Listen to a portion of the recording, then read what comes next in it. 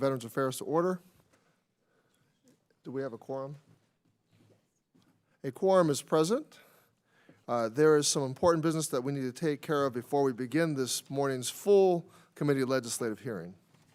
This afternoon's full committee legislative hearing.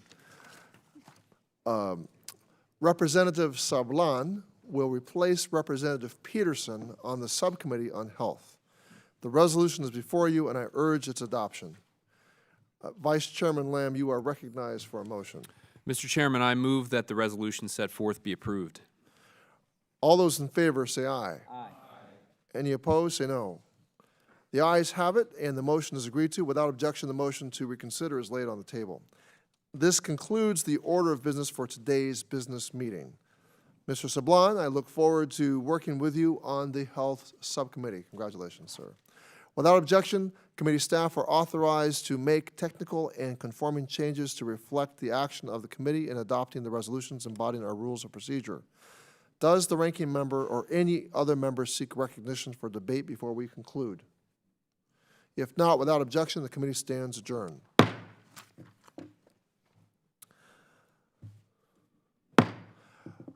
Good afternoon.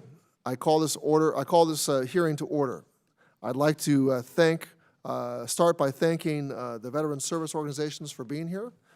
Without your advocacy, the Blue Water Navy Veterans, Vietnam Veterans Act would not be on the President's desk awaiting his signature.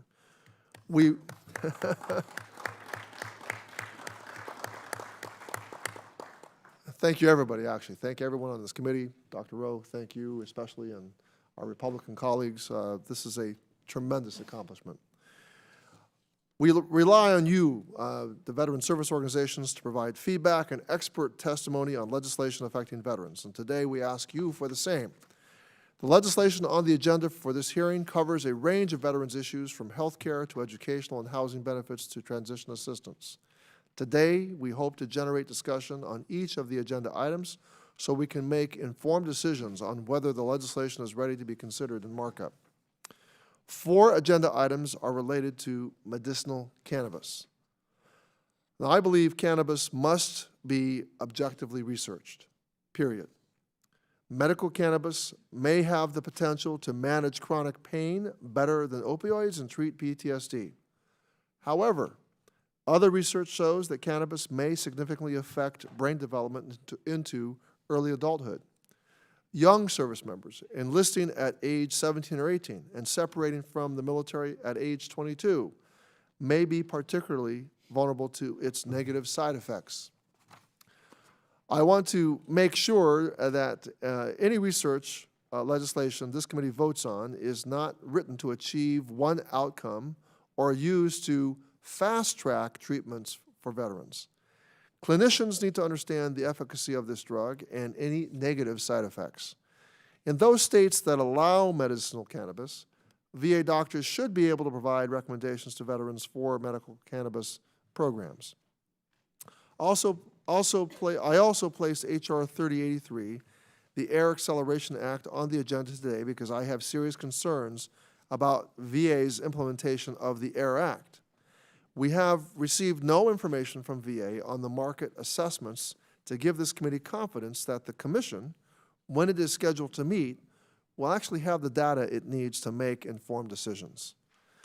It's important that we have a public discussion of these concerns and hear from stakeholders because I do not believe it makes sense to speed up this process now. VA's lack of transparency should be concerning to us all. I would also like to highlight 2 bills introduced by Representative Cisneros that I support. H.R. 2942, that authorizes an existing Air Force Women's Health TAP pilot program, and H.R. 2943 would codify an existing regulation that all VA fact sheets be available to veterans in Spanish. During a recent visit to the VA Medical Center in San Juan, Puerto Rico, committee staff saw firsthand why VA should be mandated by law to provide materials in Spanish.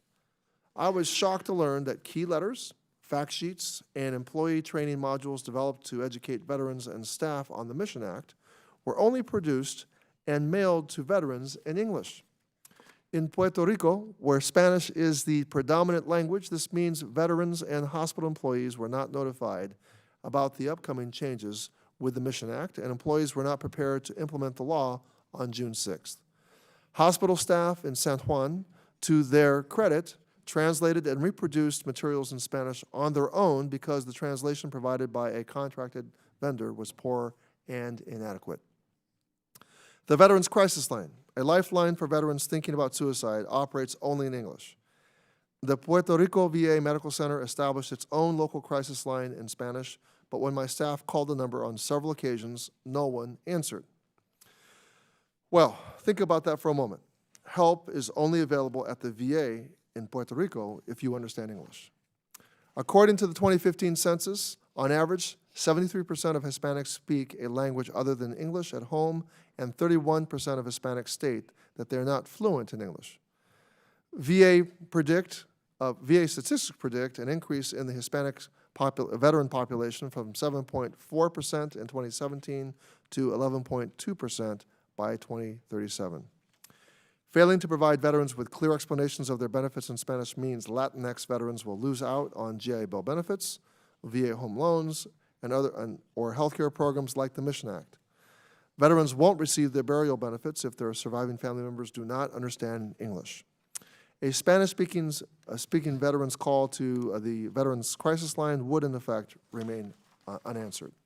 So, VA should be providing Spanish language materials, but it is falling short in too many cases. And when I became chairman of this committee, I committed to you that we would work to break down barriers for veterans from minority and underserved communities. Mr. Cisneros' bill is one small step towards this effort. It is not enough that this is a VA regulation. We must make this the law and exercise this committee's oversight authority to make sure VA is following it. So I want to just say this slightly differently. Esta propuesta legislativa presentada por el congresista Cisneros representa un avance para abordar este importante tema y aumentar el número de materiales disponibles en español para nuestros veteranos. No es suficiente que el Departamento de Veteranos ya tenga una regla en vigor. Nosotros, como miembros de esta Cámara Legislativa, tenemos que crear una ley con este requisito y también asegurar que el comité ejerza su mandato de supervisión sobre este departamento. So, that concludes my opening remarks. Dr. Rowe, you're now recognized for 5 minutes to give your opening statement. Thank you, Mr. Chairman.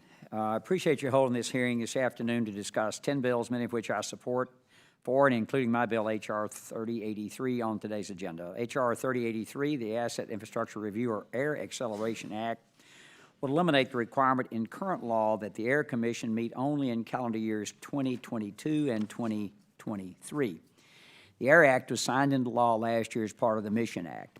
It established a methodical, objective, transparent process to recommend how the VA healthcare system could be realigned and modernized to better meet the needs of our veterans. That process was developed in response to a recommendation made in the 2016 Bipartisan Commission on Care after finding that VA medical sites, on average, are 5 times older than medical facilities in the private sector and have been designed and built to meet markedly different healthcare needs in a markedly different healthcare market than veterans experience today. That finding was further supported by a 2017 Government Accountability Office report which found that the VA healthcare system is misaligned with the veteran population and no longer well-suited to providing care in many instances. VA's concurred with the GAO in testimony before this committee later that year and further noted that the majority of VA facilities have outlived their useful life cycle.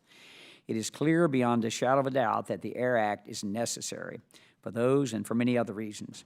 That's why every major veteran service organization joined together in support of the inclusion of the AIR Act and the Mission Act last year. At the time, it was expected that the market assessments that will underlie much of the Commission's work could take many years to complete, and therefore the Commission should not be allowed to meet until 2022 at the earliest.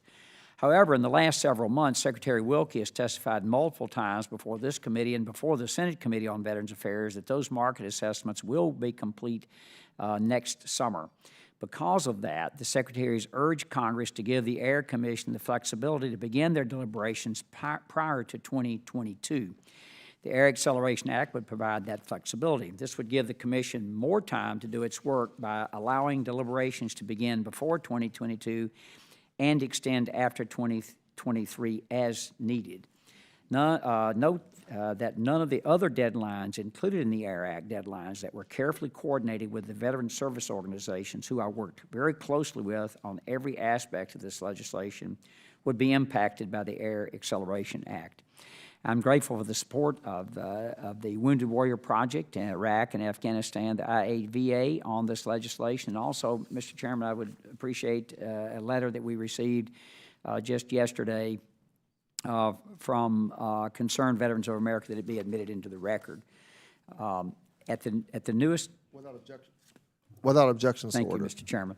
As the newest VSO representing the most recent generation of veterans, IAVA and WWP are perhaps uniquely positioned to recognize just how critical the AIR Act is to VA's future success and sustainability, and just how much veterans stand to lose by waiting to begin the Commission's important work while VA's infrastructure continues to worsen. I thank these VSOs for their support. That said, I recognize that other VSOs have concerns about the Air Acceleration Act primarily because they fear rushing the AIR Act process.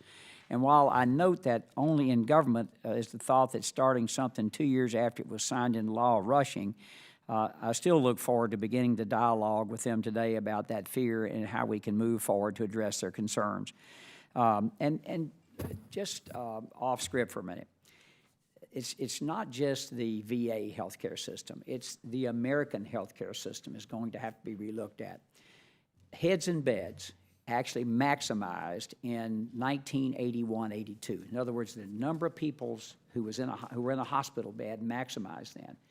The population has grown 40% since that time, and we actually have 10%, on any one day, 10% less people in a hospital bed than we did 40 years ago almost. And why? Because of the changes in medicine, the way we deliver health care. And I'm a perfect example of it. I've had 2 major operations in the last 2 years and spent less than 48 hours in the hospital for both of them. So it's not just VA, and we no longer can support 1,100 empty buildings. We need to take those resources and put those resources where the veterans are, into their health care, into other benefits for veterans. 2 other bills that I support on the agenda are draft bills. The first draft bill was sponsored by Representative Rodney Davis and would improve the payment of work-study benefits to GI Bill beneficiaries. The idea for this bill came from the student veterans themselves at a GI Bill forum that Representative Davis hosted in his district last year, which I was glad to attend that forum with Congressman Davis, and I commend him for representing the student veterans in his district so well. The other draft bill is sponsored by my good friend Gus Bellerakis, the ranking member on Economic Opportunity Subcommittee. It would make needed improvements to the Specially Adaptive Housing Program to help severely disabled service members and veterans adapt their homes to meet their needs. This afternoon's agenda also includes several bills, including medical marijuana. One of those bills, 712, the VA Medicinal Cannabis Research Act, I fully support requiring VA to conduct research regarding medical marijuana. I have said so for many years. And that's why under my chairmanship last year, this committee unanimously reported bipartisan legislation sponsoring by then ranking member Walls and me that would authorize VA to research medical cannabis. It's also why I introduced the same bill, H.R. 747, this year after strengthening it to not authorize but require the VA to conduct research in medicinal cannabis. However, H.R. 712 includes numerous restrictions regarding what the research VA must conduct on medicinal cannabis should look like. According to VA, those restrictions are inconsistent with the standards and practices of scientific research.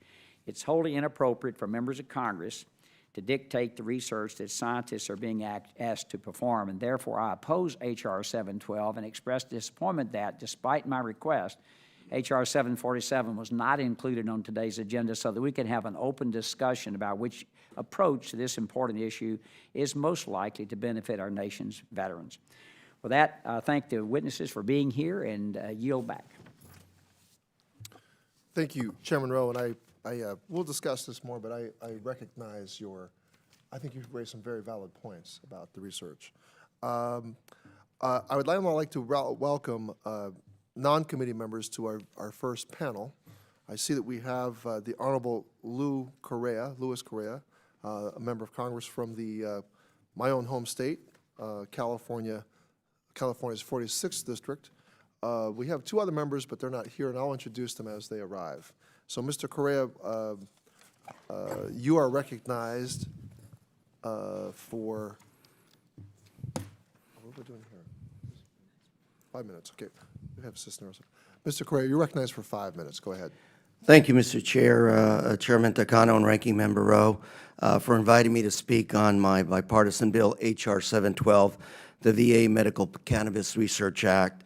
Appreciate the chance to return to the VA Affairs Committee, where I served in the last Congress, to speak on this very important issue on the need of research on medical cannabis and possible treatment options for our nation's veterans. The U.S. Department of Veterans Affairs is in a unique position to pursue necessary research in what cannabis can and cannot do for our veterans. Our brave men and women return from military service from Iraq and Afghanistan, and many times with both visible and invisible wounds sustained in battle. Unfortunately, for many of these veterans with PTSD and chronic pain, the use of prescription opioids has been ineffective in providing relief. And even worse, the use of prescription opioids has led to addiction and even death. Tragically, VA patients are almost twice as likely to die from accidental opioid overdose than non-veterans. In California, I've met with many veterans who use medical cannabis as an alternative to prescription opioids and other medical treatment options.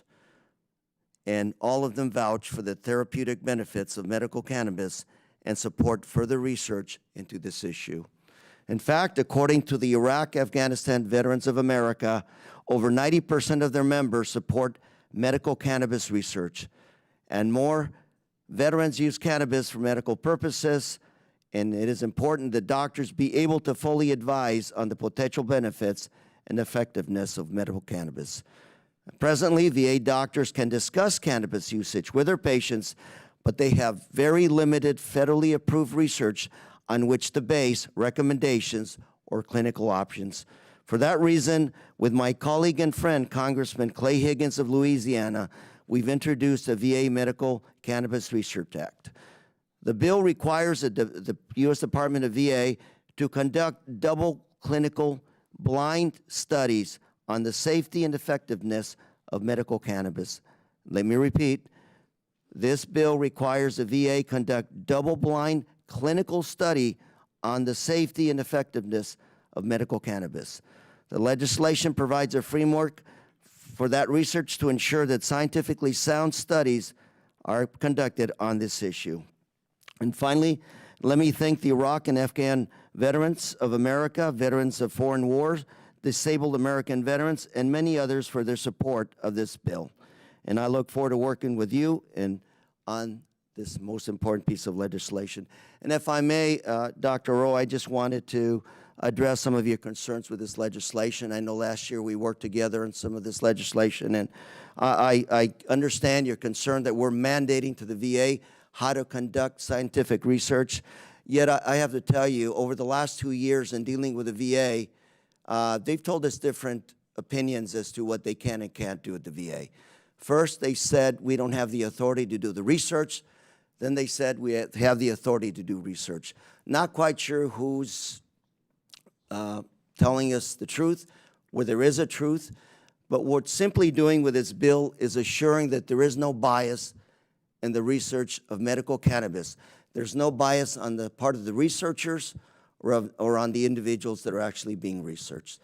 That's what this bill is about, making sure we get good data for our veterans. Thank you very much. Thank you, Mr. Correa, for your testimony. I now would like to recognize Dr. Rowe for 5 minutes to speak about his bill. Thank you. And Mr. Correa, thank you for your 2 years of service on this committee and your service in California for veterans there. And I know of no one who has the interest of veterans any more than you do. You and I are good friends, and I respect you and respect what you want to do. And we authorized Congressman Walz and I last year, the VA, to do the studies. They didn't do it.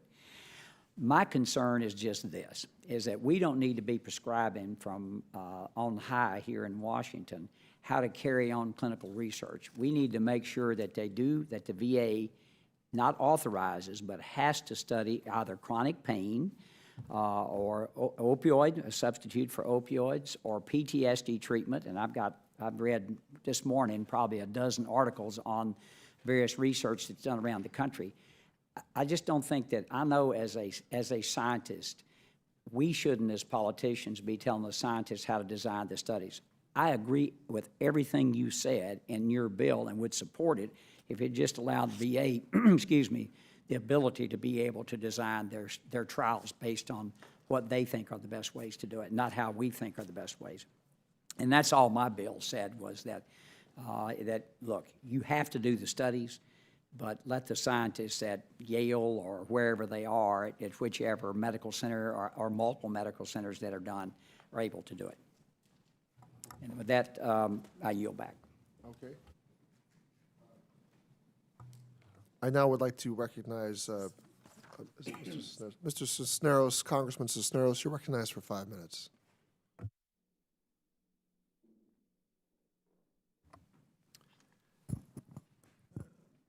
Thank you, Chairman Takano and Ranking Member Rowe. I really appreciate the opportunity to testify about my bill, the Providing Benefits Information in Spanish for Veterans and Families Act. This legislation would direct the Secretary of Veterans Affairs to make all Department of Veterans Affairs fact sheets available in English and Spanish. According to U.S. Census, as of July 1st, 2017, the U.S. Hispanic population is approximately 58.9 million, constituting 18.1% of the nation's total population, making people of Hispanic origin the nation's largest ethnic and racial minority. With the changing demographic of the U.S. population overall trending towards a more racially and ethnically diverse majority, the veteran population is diversifying at similar rates. The share of veterans who are Hispanics is expected to double from 7 to 13%, according to the Pew Research Center. With Spanish as a first language of an increasing number of veterans and their families, it is important that the fact sheet offered by the VA are made available. This bill would serve as an important first marker in ensuring veterans and their families with limited English proficiency have full access and information on VA services without burden or barriers, benefits they have rightfully earned. Additionally, I have been informed by representatives from this committee that this issue is of particular importance to veterans in Puerto Rico, in which approximately 300,000 veterans live. I urge you to join me in support of this legislation, H.R. 2943. I yield back the balance of my time. So, Mr. Cisneros, thank you for your testimony on your bill. I understand you have a second piece of legislation that you'd like to discuss, so I recognize you for 5 minutes to discuss your second bill. Yes, thank you again, Mr. Chairman, and thank you again, Ranking Member Rowe. This bill is H.R. 2942, Health for Women's Veterans Act. I really appreciate the opportunity to testify about my bill, helping to expand and launch Transitional Health, or Health for Women Veterans Act, introduced with my distinguished colleague and fellow vet, Congresswoman Chrissy Houlihan. As a veteran myself, one of my top priorities is ensuring active service members who are transitioning into the civilian world who are connected to the VA system, well, to make sure that they are connected to the VA system and provided with the best education and tools needed to succeed as civilians. Despite being the fastest growing cohort in our military community, many servicewomen face unique challenges related to their transition into civilian life. Too often, women veterans report not feeling comfortable seeking woman-specific care in the male-dominant VA health system. Studies have shown that women veterans do not connect with the VA until approximately 2.7 years post-military service on average, or until health issues have manifested, contributing to higher rates of mental health issues. In fact, over 60% of servicewomen report that military service has negatively affected their mental health, often due to military sexual trauma and issues surrounding gender isolation. My bill would require the Department of Veterans Affairs to extend an ongoing pilot program jointly run with the U.S. Air Force under the Transition Assistance Program that educates transitioning servicewomen about women's health care at the VA. Participants of this pilot program have shown higher rates of confidence with the VA and report an increased likelihood to use the VA health care and resources. Specifically, the bill would mandate an extension of the program across all service branches and require a report on the feasibility of making it permanent. It is time our women service members and veterans receive the care they need. I would like again to share my sincere appreciation with for my colleague, Representative Houlihan, for her work with me on this effort to expand transitional assistance for women service members and veterans. Under her leadership, we secured a complementary provision in the fiscal year 2020 National Defense Authorization Act, as approved by the Committee on Armed Services last week, requiring DoD to expand and encourage participation in this program.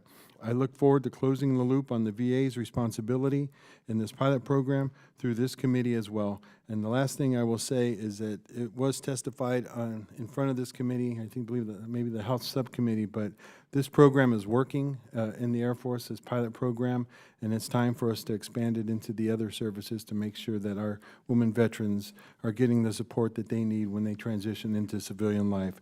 I thank you all for the consideration of my bill, and I yield back the balance of my time.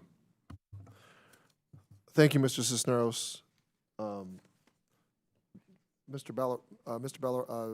Bilirakis, I understand you have a bill you would like to present.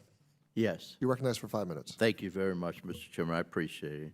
Again, thank you for recognizing me, and thank you for putting my draft bill, the Ryan Cool Specialty Adaptive Housing Improvement Act of 2019, on today's agenda. This bill, which I will be introducing soon with Chairman Levin. By the way, I commend you for selecting Chairman Levin as the chairman of the Economic Committee, Economic Opportunity Committee. He's doing an outstanding job, Mr. Chairman. So this bill would make needed improvements to the VA's Specially Adaptive Housing Program. This benefit provides funding to severely service-connected disabled veterans and service members to adapt their homes and meet the needs of their disability.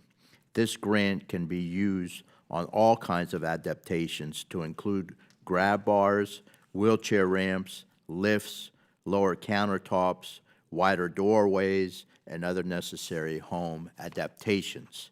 While this great benefit has helped thousands of veterans over the years, there is a need to make improvements. Many of the ideas proposed in this bill came from testimony provided last Congress to the Subcommittee on Economic Opportunity by several VSO witnesses. One of these many witnesses was Mr. Ryan Cools of the Wounded Warrior Project. Mr. Cools is an Iraq War veteran of the U.S. Army and is a recipient of this grant. And Mr. Cools is here. Mr. Cools, thank you so very much for your input. I'm so excited about this bill, and we're going to get it across the finish line. Can you please wave? Thank you so very much, sir. Thank you for your service to our country and your continued service.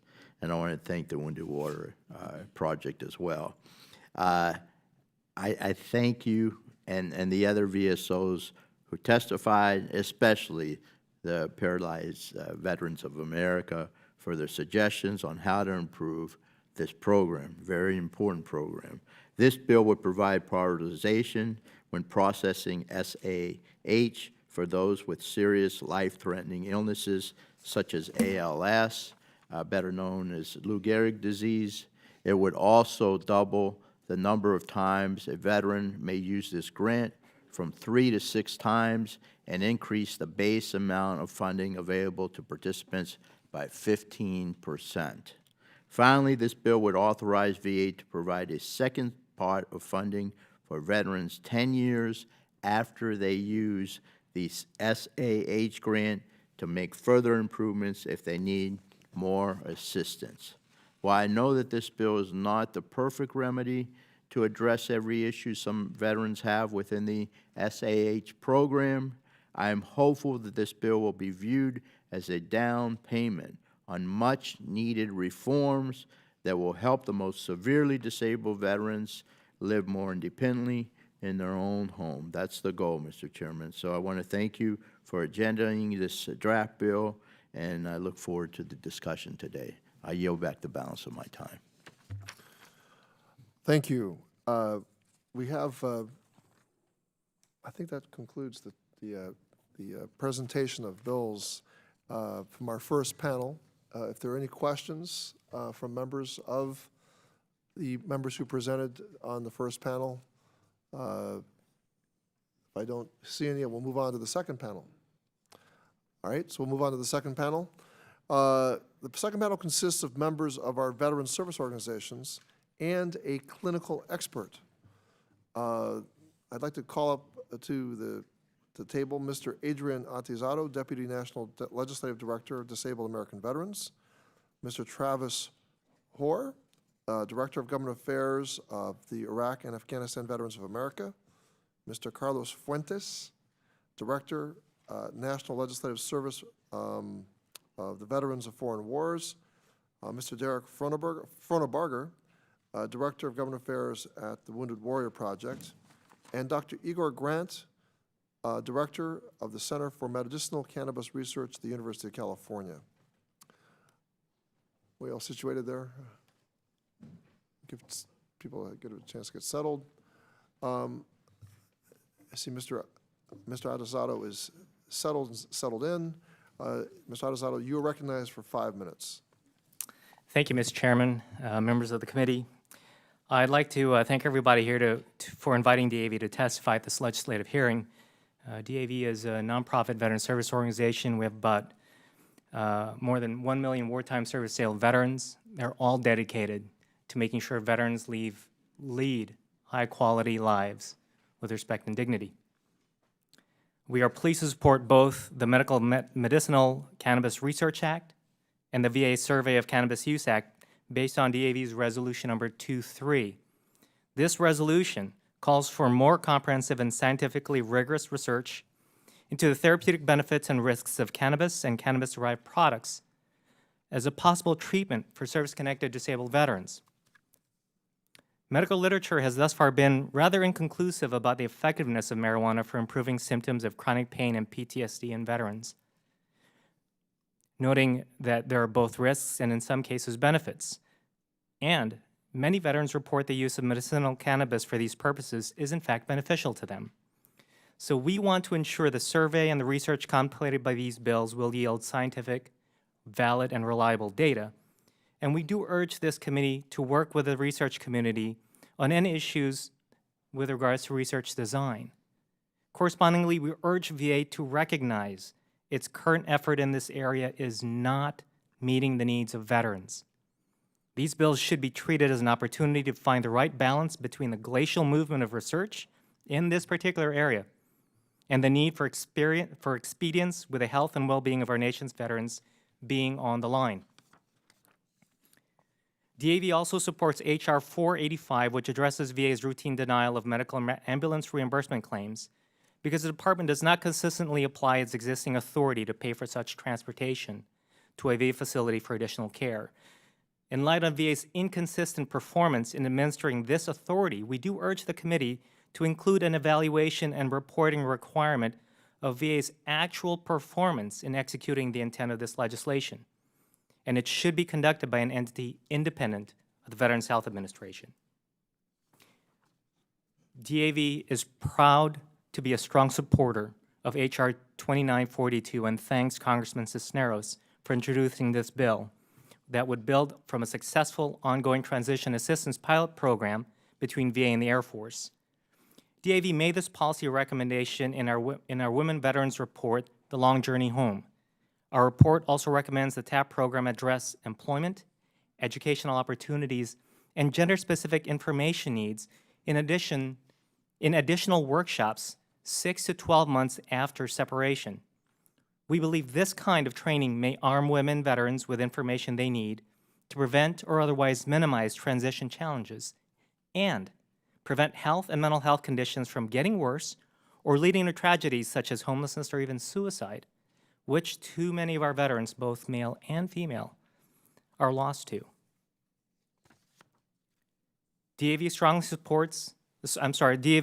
opposes H.R. 3083, the VA Asset and Infrastructure Review Acceleration Act, which would eliminate the prohibition for the Assets and Infrastructure Review Commission to convene before 2022. By removing the time constraints on the commission, VA will accelerate the asset and review process, and in doing so, undercut one of the key elements of the compromise that allowed the AIR Act to be part of the Mission Act to begin with, and that is to have a truly transparent, inclusive, deliberative, and data-driven process. VA has already shown its proclivity to move unilaterally or otherwise not meaningfully consult with veterans and veteran service organizations in other matters regarding the VA healthcare system on which our members depend. The timing within the AIR Act is another key element to guard against premature decisions on VA's healthcare infrastructure. The new integrated networks under the VA Mission Act must first be optimized. Noted it was just rolled out a few weeks ago. The new patient demand and referral patterns that will result because of this new integrated network must yield sufficient historical data before accurate forecasting and market assessments can begin the process to decide the future alignment of VA's healthcare infrastructure. Mr. Chairman, this concludes my testimony. I'd be happy to answer any questions the committee may have. Thank you, Mr. Accesato. Mr. Travis Hoare, you're recognized for 5 minutes. Thank you, Chairman Takano, Ranking Member Rowe, and members of the committee. On behalf of Iraq and Afghanistan Veterans of America and our more than 425,000 members worldwide, thank you for the opportunity to share our views, data, and experiences on the pending legislation before the committee today. While I serve as Director of Government Affairs at IAVA, I'm also a Marine Corps veteran. I enlisted in the infantry in 2007 and deployed to Helmand, Afghanistan in 2010. The issues of the post-9/11 generation are my issues. I was exposed to burn pits on a remote patrol base. I utilized the post-9/11 GI Bill, and I've seen firsthand the positive impact that medicinal cannabis can have. Sadly, I've lost too many of my friends to the veteran suicide epidemic. These issues are personal to me, and I'm proud to represent IAVA's views in front of the committee today. IAVA's latest member survey, a resounding 90% believe cannabis should be researched for medicinal uses. IAVA members are vastly in support of cannabis research, and it's time for the VA to catch up. For these reasons, the VA Medicinal Cannabis Research Act is the centerpiece of IAVA's Cannabis for Vets campaign. Without this research, we are unable to make policy decisions that could improve the lives of veterans. One such veteran whose life was improved through medicinal cannabis is Army veteran and former IAVA intern Julie Howell. And her story, in her own words, follows. For years after I returned from Iraq, I struggled to sleep through the night. As it turns out, I suffered from something known as maintenance insomnia. I would fall asleep but would wake for hours in the middle of the night and then fall back asleep right before needing to wake up. Thanks to California passing legislation regarding medicinal cannabis, I now have access to a product that I ingest that helps me sleep through the night. I do not use cannabis recreationally, but this product has allowed me to thrive. I am currently working through a master's degree in public policy with the hopes of assisting veterans like me. In addition to Julie, over 100 IAVA members have shared their stories of their cannabis use, with dozens sharing how VA retaliated against them or mishandled them. In fact, it's because of these reasons that Julie herself, even after advocating here on Capitol Hill and back home in California, still hasn't talked to her VA doctor about her use. And Julie isn't alone. 20% of IAVA members report using cannabis for medicinal purposes, and of those, only 31% have talked to their doctor about it. If veterans are unable to receive the care that they deserve, then they will go around it. We must ensure that VA clinicians can have open and honest discussions with their patients. For these reasons, IAVA is proud to support the Veterans Equal Access Act. IAVA is also supportive of the VA Survey of Cannabis Use Act and H.R. 2677 to increase clinician training for medicinal cannabis. Millions of veterans also rely on VA for their health care. We need a system that leverages the use of these new technologies and streamline processes and enable VA to respond to the needs of today's veterans. Even so, the best technology will not save a system if it is built upon outdated structures. Because of these reasons, IAVA supports the Air Acceleration Act, which will allow the Commission to be nominated, appointed, and start their important work as soon as possible. However, we strongly recommend that the Secretary not move forward with this process until the VA completes local capacity and commercial market assessments with full stakeholder consultation and stabilizes community care efforts. Additionally, IAVA is supportive of H.R. 2943 to ensure that all VA fact sheets are produced in both English and Spanish, H.R. 485 to expand VA's ability to reimburse emergency ambulance services, and the draft legislation concerning specially adaptive housing. Data shows that women veterans, on average, do not seek support from VHA until 2.7 years after leaving service. Women veterans also tend to face more health-related challenges than their male counterparts, and most importantly, since 2001, the suicide rate for women veterans has increased by 85%, while the suicide rate for males has increased by 30%. It is because of these reasons that the VA Air Force Women's Health Transition Training Pilot was created. It is aiming to provide servicewomen with a deeper understanding of women's health services within the VA system and allow a warm handoff between DoD and VA. The Helping Expand and Launch Transitional Health for Women Veterans Act is consistent with IAVA's groundbreaking She Who Borne the Battle campaign to recognize the service of and fill gaps in care for women veterans. Women veterans are the fastest growing cohort of veterans, and it is critically important that they receive the same care as their male peers. IAVA supports H.R. 2942. Veterans are proven to be more productive and have higher retention rates once hired into careers. Ensuring that they have appropriate training and degrees is paramount to their success. The successful transition to the civilian workforce often begins on college campuses. To this end, IAVA is supportive of the draft legislation that addresses and improves the VA work-study program. We believe that by using the Department of Education as a model, VA will be able to make work-study payments more reliably.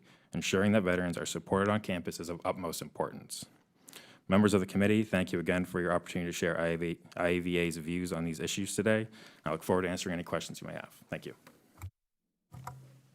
Wow, I'm impressed. 5 minutes exactly. All right. I was like, will he do it or not? Thank you, Mr. Hoare, for your very exact timing. Mr. Fuentes, you're recognized for 5 minutes. Thank you, Mr. Chairman. I first want to say kudos with Spanish. I think you may be speaking better Spanish than I do, but well done. Gracias. Chairman Takano, Ranking Member Rowe, and members of the committee, on behalf of the 1.6 million members of the VFW and our auxiliary, I'd like to thank you for the opportunity to present our views before the committee. The VFW is proud to support the VA Medicinal Cannabis Research Act of 2019. VA's over-reliance on opioids to treat chronic pain and other conditions has unfortunately led to addiction and even death. To its credit, VA has made a concerted effort to reduce the reliance on pharmaceutical treatments. Now VA must expand research on the efficacy of non-traditional alternatives to opioids, like medical cannabis and other holistic approaches. VFW members tell us that medicinal cannabis works, and it's a better alternative than the cocktail of drugs that VA provides. VFW and Student Veterans of America fellow Christopher Lammy, a Army veteran and LSU law school student, focused his semester-long research on medicinal cannabis. Chris found that veterans experience chronic pain at 40% higher rates than non-veterans, and if not properly treated, such chronic pain leads to depression, anxiety, and decreased quality of life. Chris also discovered that veterans fear they may be wrongfully denied care or have their care altered without their consent if they discuss their use of medicinal cannabis with their VA doctors. To ensure participants of this study do not have their VA healthcare impacted, the VFW recommends prohibiting VA doctors from denying and altering treatment to patients without consultation and concurrence of such veterans. The VFW also supports the Veterans Reimbursement for Emergency Ambulance Service Act and has a recommendation to improve it. The VA emergency transportation reimbursement process is cumbersome and unreasonably long. Veterans who believe they are experiencing an emergency should not be delayed or deterred from contacting 911 for emergency assistance because VA may refuse to cover the cost of emergency transportation and leave them with crippling healthcare debt. This bill would rightfully streamline VA's authority to reimburse emergency transportation costs. However, it would require that veterans be taken to the closest and most appropriate medical facility as a prerequisite for reimbursement. Veterans experiencing emergencies typically don't have the ability to influence where they're taken. For that reason, we would recommend removing that restriction so that veterans aren't forced to pay ambulance fees simply because VA and ambulance service can't agree on what constitutes closest and most appropriate. The VFW fully supported the Asset Infrastructure Review, or AIR, provisions of the VA Mission Act of 2018. They are important to fully examine VA's aging infrastructure and determine what changes are needed to improve the high-quality care VA provides veterans. However, we would be very concerned with expediting this process. It is vitally important that the AIR process be implemented correctly. The VFW warns Congress not to rush the AIR process because it may cause irrevocable harm to the care and benefits America provides veterans. The VFW supports draft legislation to expand the VA Specially Adaptive Housing Grants, which help veterans with service-connected conditions live independently in barrier-free environments by providing critical housing adaptation. The VFW is pleased this would increase the number of applicants VA is able to approve annually from 30 to 120. However, we do not think a cap is needed for this important program. Every veteran who needs to adapt their house because of a service-connected condition should have the ability to do so. The VFW also thanks the committee for its attention on the VA work-study program, which student veterans use to supplement their income. This important program must be improved to ensure veterans receive their payments on a timely basis. VA's outdated paper-based payment process forces veterans to wait several weeks or months to receive their work-study payments, which they need to make ends meet. Mr. Chairman, this concludes my statement. I'm happy to answer any questions you or the members of the committee may have. Thank you. Thank you, Mr. Fuentes. I'd now like to recognize Mr. Frohnberger for 5 minutes. Chairman Tucano, Ranking Member Rowe, distinguished members of the committee, thank you for inviting Wounded Warrior Project to testify about legislation before this committee this afternoon. While there are many significant bills and issues being considered today, and our written testimony outlines our stance on each of them, Wounded Warrior Project would like to use this time to highlight one bill that is extremely important to us: the Ryan Cools Specially Adapted Housing Improvement Act of 2019.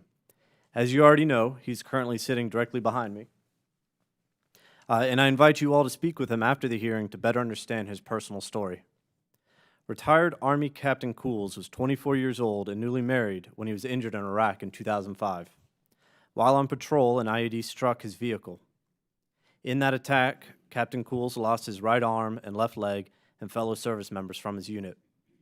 While this was a tragic loss, this event did not define him or hold him back from leading a productive life. After multiple surgeries and rehabilitation, Captain Cools was ready to transition into civilian life, and in 2019 he was in the position to purchase a home in the DC area for his growing family. He used the Specially Adapted Housing Grant to alter this home to meet current needs. The key phrase being his current needs. Unfortunately, the existing SAH grant does not account for future needs of the catastrophically injured veteran population. Although Captain Cools was provided with $64,000 through the VA SAH grant, there was a gap of nearly $40,000 that was needed to cover in order to make necessary home modifications that would ultimately total more than $100,000. Captain Cools would then move 6 years later to a new home after he and his wife welcomed their second child into their family. As is the case for some homeowners, the Cools family did not recoup the cost of their home adaptation improvements when they sold their first house. As a result, Captain Cools and his family were required to financially pay for the new adaptations. These new adaptations would total more than $90,000 for a second home. Catastrophically injured veterans should not be obligated to pay for disability accommodations due to injury sustained while service to this country. The SAH grant program honors that commitment, but it does not reflect the fact that many veterans, like other adults in this country, will have needs that change. In this case, younger critically injured veterans will age, many will marry, and some will be fortunate enough to grow families with children. Injured veterans can also be expected to have disabilities that worsen over time. Adaptations for one stage of a disability may not be suitable for later stages, and new adaptations will cost money. Additionally, we want warriors to thrive in their workplace and personal lives. For those who seek new and better opportunities in life and career, relocation has to be an option. It is, in our estimation, unreasonable to expect a veteran to buy a home and never leave. Therefore, we are pleased to see that this draft legislation before the committee today addresses the points raised in this testimony. The bill would allow previous beneficiaries the opportunity to refresh their specially adapted housing grant every 10 years. This means that veterans can update or move homes and not be expected to pay for adaptations. Moreover, this bill raises the current grant amount of $85,000 to $98,000, which falls in line with what home adaptations can cost. It will also eliminate the 3-time use cap that restricts the full and intended potential of this program. If passed, this bill would ensure that when critically injured veterans need a new home, whether it is because they have had more children, found a different job, or retire, that they will not be expected to pay for these home adaptations themselves. This benefit is reserved for those catastrophically injured and who deserve our assistance throughout their entire life, not just one portion of it. On behalf of Wounded Warrior Project, I thank the committee and its distinguished members for the invitation to testify. Additionally, a special thank you to Congressman Bilirakis and Congressman Levin for your continued work on this legislation. We look forward to any questions this committee may have. Thank you, Mr. Frontenberger. Dr. Grant, you are recognized for 5 minutes. Thank you, Chairman Takano, Ranking Member Rowe, and distinguished members. Good afternoon. My name is Igor Grant. I'm a physician, neuropsychiatrist, and professor at the University of California, San Diego, where I direct the Center for Medicinal Cannabis Research. During my career, I also served 3 decades as a staff physician at the VA San Diego Medical Center.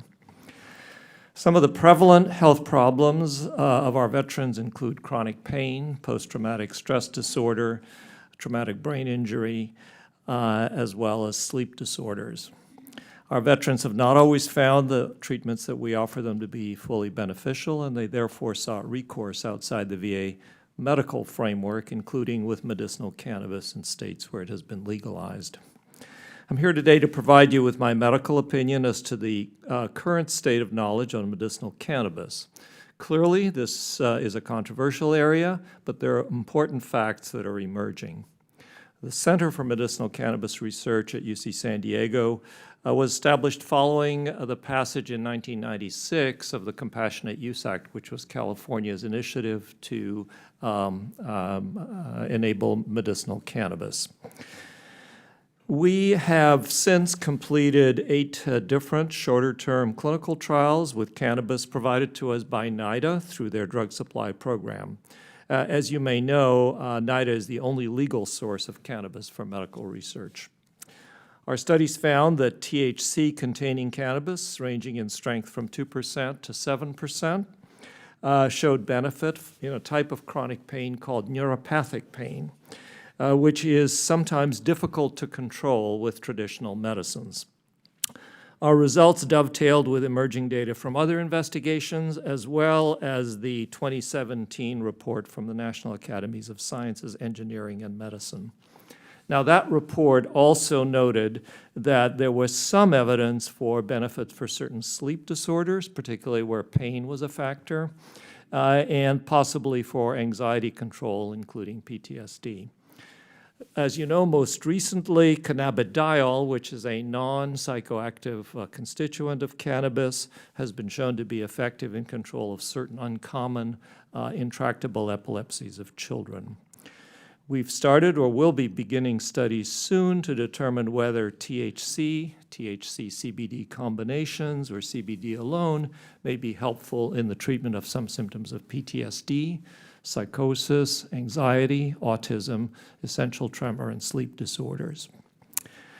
Another area of increasing interest, as has been mentioned already, is the possibility that cannabinoids may have a so-called opioid-sparing effect.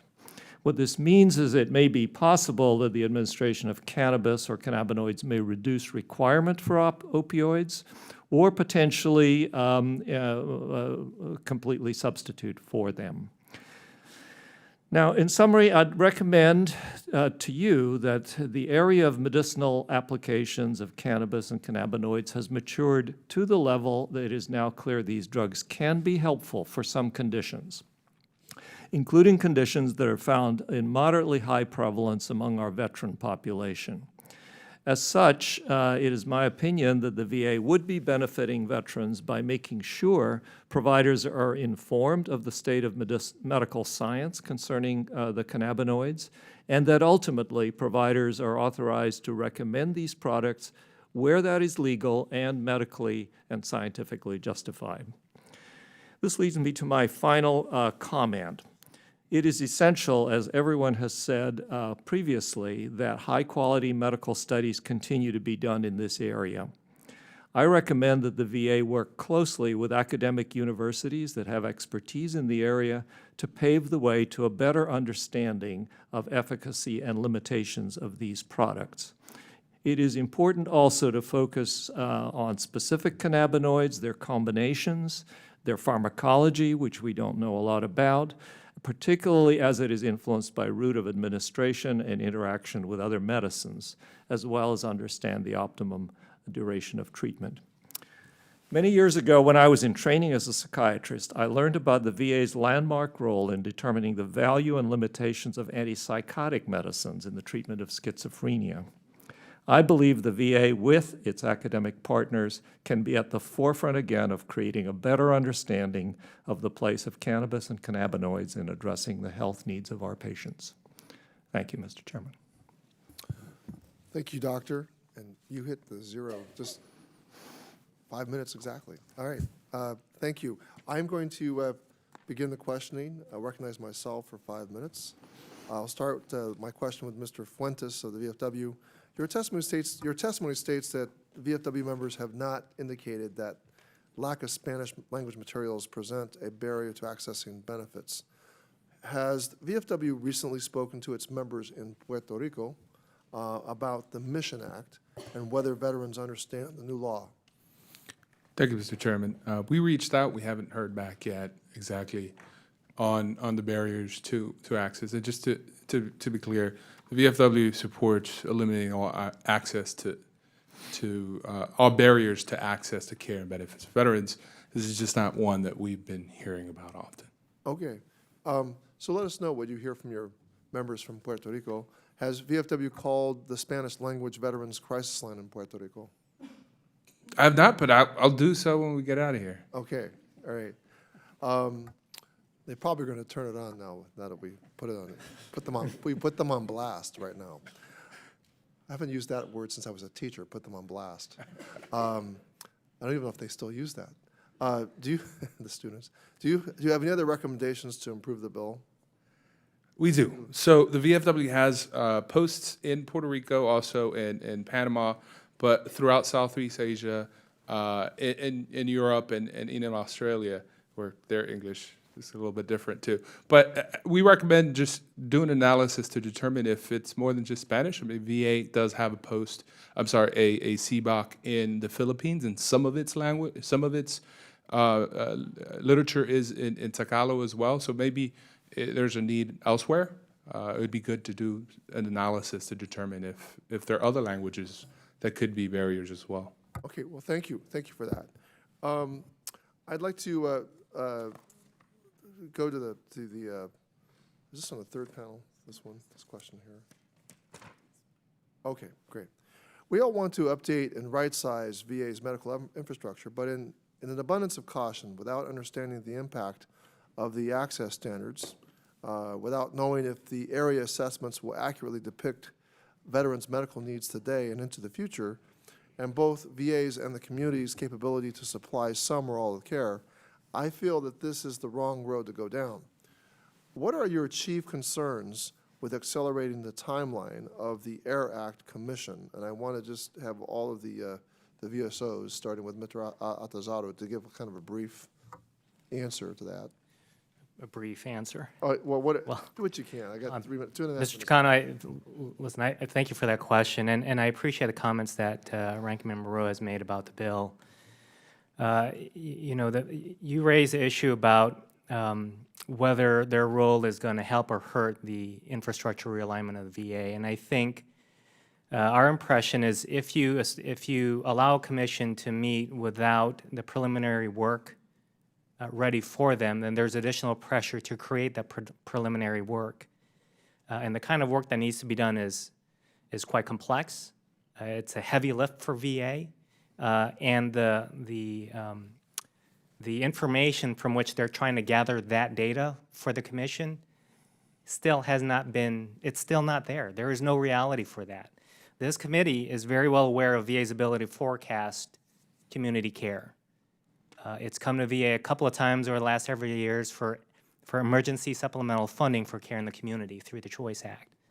There's just not enough data in VA's healthcare system to forecast what the demand is going to be like in the CHOICE program, and now we have a new program with, as you had mentioned, different eligibility criteria. This new network has not been integrated, it hasn't been optimized. The behavior patterns and the demand on VA for healthcare, because we are allowing a 5-fold increase in a number of veterans who would otherwise be eligible for community care. That kind of data is not going to be had by VA for at least 2 or 3 years. That's what they need to do proper forecasting, accurate forecasting. And if we are to look at and realign VA's healthcare infrastructure into the future by using historical data, I would think that we will want to make sure we use valid and reliable data. And that's what we're most concerned about. There will be pressure to accelerate, and we've seen what VA has done in times of pressure to perform, and it's not yielded very good results for our members. Well, thank you. I'm going to be consistent with myself. I'm out of time, so I want to just go ahead and recognize Dr. Rowe, even though I really want to hear from the other VSOs, their response to this question. Go ahead, Dr. Rowe. 5 minutes. Thank you. I'm going to go quickly and put my doctor hat on first. And Dr. Grant, thank you for the work you've done with our veterans over the years, the decades of years you've spent doing that. I have, look, every single person up there, I think, wants medical marijuana, cannabinoids studied. The question is how you do it, and I'm just going to ask, and let me just introduce this with the NIH. U.S. Food and Drug Administration hasn't approved marijuana, the plant, for treating any health problems. However, some states and District of Columbia allow its use for certain health purposes. Whether marijuana has therapeutic benefits and outweighs the health risks is uncertain. And as a physician, let me just go over how complicated this is. Here's a Yale study that I have right here, and individual personal testimonials are good. They can head you in a direction, but they're not science. And here's basically this Yale study says that stopping marijuana during the treatment, in contrast, was associated with the greatest improvement in PTSD. Our findings do not suggest, however, that marijuana is associated with improvement in PTSD. Previous evidence suggesting that marijuana improves PTSD symptoms come from isolated case reports. Another possible interpretation of this data is that marijuana use in patients with PTSD provides transient relief, but the subsequent periods of withdrawal contribute to a worsening of baseline symptoms. Now, this is what I've read 15 articles this morning in a couple of hours. It is very confusing. What I would like to do is to take the shackles off Dr. Grant and the other scientists that are out there, and don't prescribe to them how we do these studies, but do have a study on whether you can reduce opioids or not. Do have a study, multiple studies actually would be better, as you well know, in different populations, to refute or to, look, it may be worked very well. I don't know from reading all this. And literally, I spent 2 hours this morning doing that, reading, and I've got the articles right here in my binder. Dr. Grant, would you like to be constrained, or would you like to be allowed just to open up and study this, how an expert like you for 30 years? Would you like me telling you how to do it, or would you like to allow the scientists to figure out how to do it? See, am I allowed to, oh, here.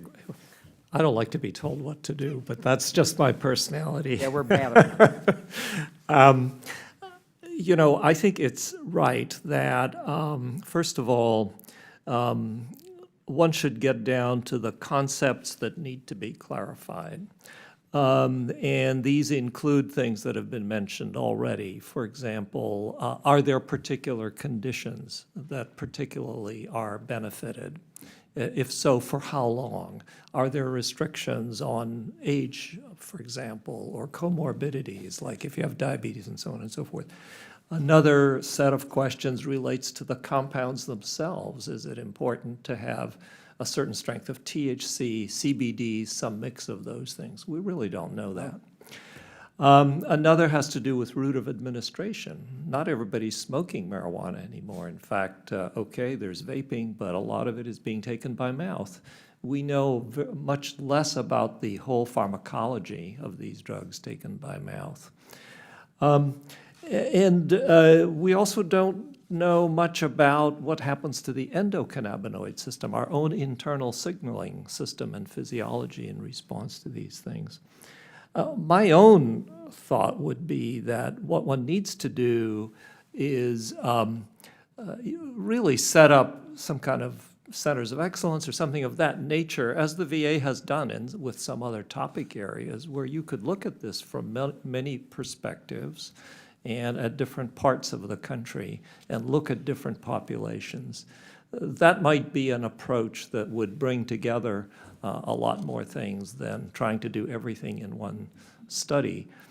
Having said that, if it's kind of do this study or zero, I guess I would prefer to see this go forward than nothing happen. So I don't know if that answers your question. I'd rather do it right. Yeah, And I think what you mentioned is right. Yeah. I'm just going to make a couple, because I've got very little time left, but just on the AIR Act, changing the dates or expanding the time available for the commission wouldn't not in any way impact the status of market assessments, which will be done next year. And I spoke to the secretary about this at length. His concern is you get the market assessments that are done next summer, and by the time this gets going, those market assessments are out of date. That's his major concern. And actually, this will give us a time to push the even further. Look, this is a big undertaking. I totally get that, and you all that know me well, and everybody at that dais, I think, does. I've said 1,000 times, I'd rather go slow and get it right than go quick and get it wrong, just like the Mission Act and everything else. So there is no rush, but I think waiting is not going to change, and I appreciate your comments. I yield back. Thank you, Dr. Rowe. I now would like to recognize Mr. Lamb for 5 minutes. Thank you, Mr. Chairman. Dr. Grant, have you actually looked at the requirements of the Cannabis Research Act we have today? There are some objections from the VA about the way the bill is written and the types of studies it would mandate. I think that's what Dr. Rowe was asking about. Are you familiar with what the bill actually calls for?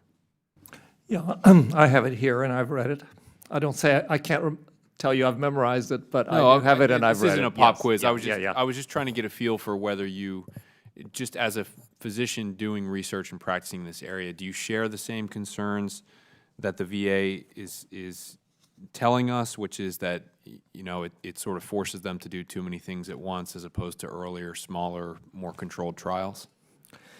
Well, as I said earlier, I think what's in this bill is very ambitious. It has a lot of elements to it.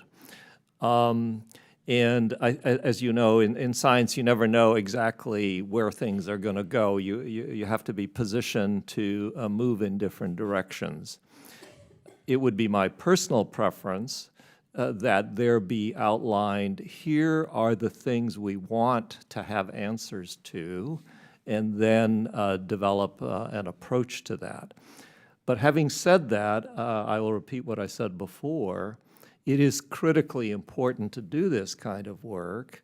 And if this is the path forward and everything else will, devolve into 5 years of discussion, then it's better to do this than to do nothing. But it would be preferred to have a more multi-pronged approach, a slightly less prescriptive approach as a scientist. Thank you. That's very helpful.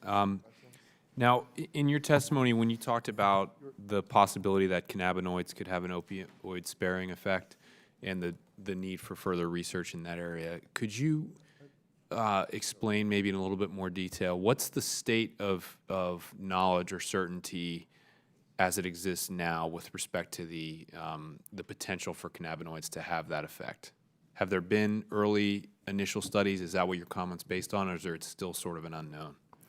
Well, first of all, there are preclinical studies, animal studies, that make it clear that there is a reduction in an animal's intake of opioid in pain models of various kinds when cannabinoids are administered simultaneously. So there's preclinical data.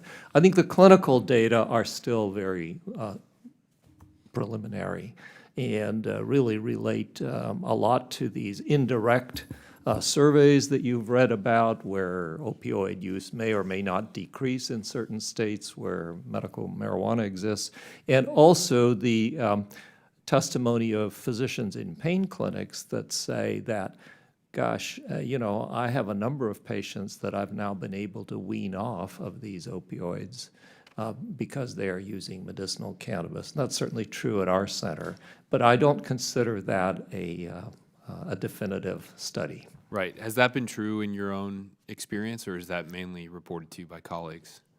Well, I'm not a pain physician myself, but one of the pain physicians who runs our pain clinic is part of our center, and he has reported this, that he has been able to reduce opioid prescription, in some case discontinue totally, in people who've taken medicinal cannabis.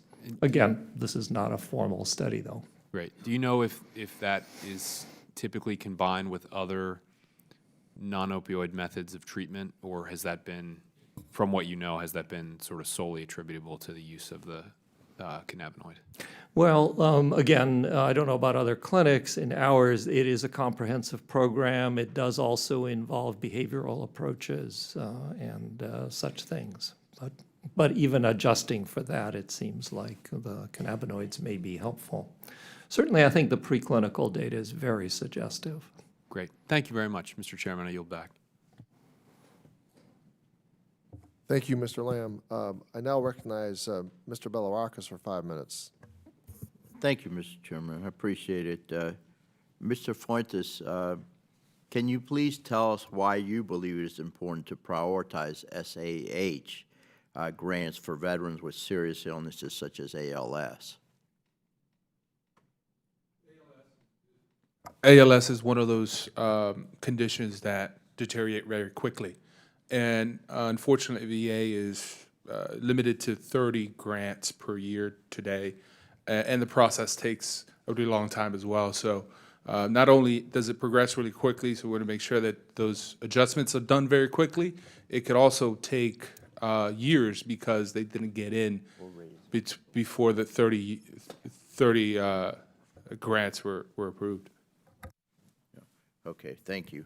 And I understand that we're raising the amount of grants anyhow overall under this legislation, but I'm not sure whether the caps apply for ALS. But in any case, we actually covered this, Mr. Frohnberger. You actually covered this in your testimony, but it's definitely worth mentioning again. There's no question. Why do you believe the reinstatement of SAH benefit 10 years after the veteran's initial grant would be helpful to veterans?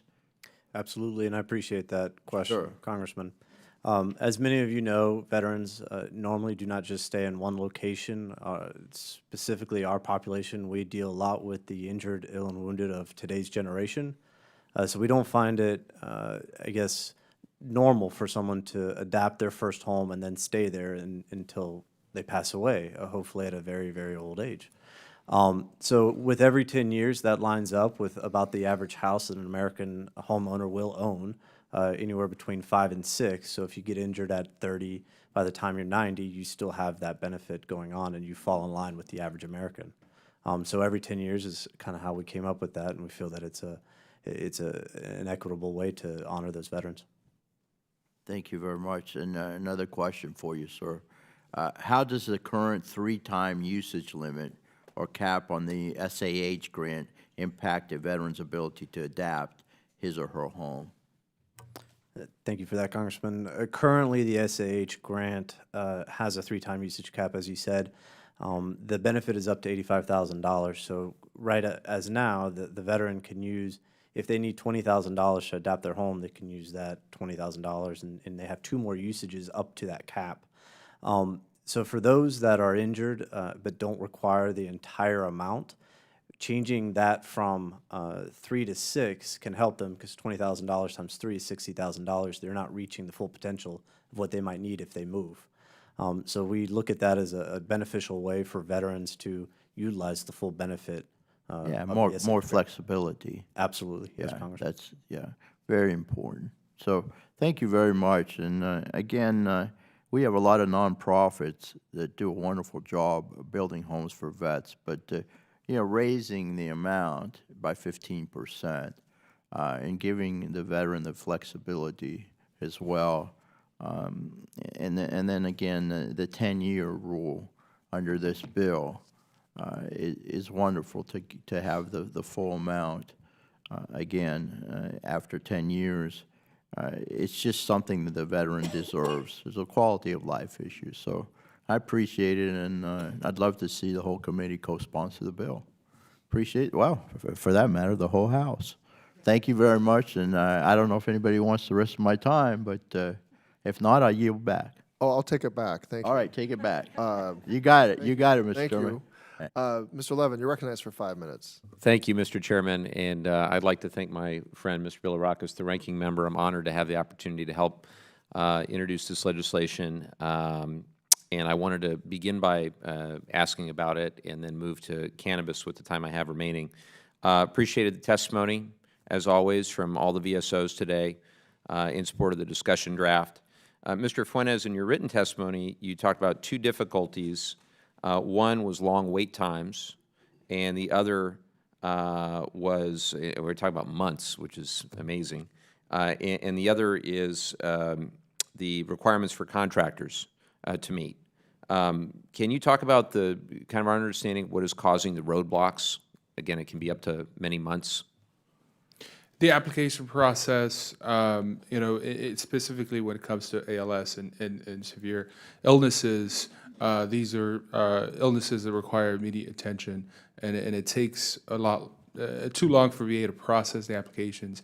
The contractors, because of the requirements of exactly what needs to be met, sometimes aren't familiar with those requirements, so then it takes time to find one that is not only familiar with it, but also willing to undertake the task.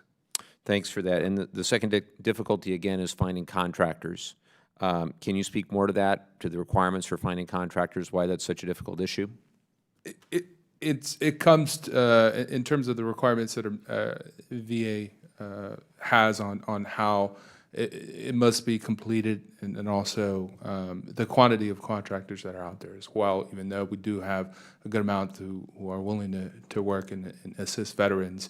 Because of the long process that it takes to get everything approved, some of them may not want veterans to go through the SAH process. Thank you. Appreciate that and your continued support working together with Mr. Bilirakis and my colleagues as we get this over the finish line.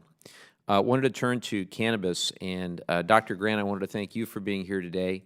I represent UC San Diego, so I'm really honored that you're doing some of the leading research on this. A great honor. If you watch the congressional baseball game next week, I'll be proudly wearing a UC San Diego uniform. In your testimony, you explained that research has confirmed the benefit of medicinal cannabis and cannabinoids for some chronic conditions, but further studies are needed to fully understand the effects of these drugs. And, of course, we know about the supply constraints, and I wanted to ask you about that. You're basically limited to the University of Mississippi, and I want to understand from you, how do those supply constraints impact the work that you're doing? Yeah, well, it's in several ways. First of all, the University of Mississippi program is doing its best, so this is not about dissing them. But they're one provider, and they have a lot of difficulty, I think, keeping up with what's going on in the real world. And so, for example, up till a year or so ago, there were upper limits on how much THC was in a product, whereas on the street now it's 15%, and we've been studying 4% and 2% and such. Now, it may be that those percentages are all you need medicinally. You need a lot more to get super looped, but maybe for the treatment benefit, you may need a much lower dose.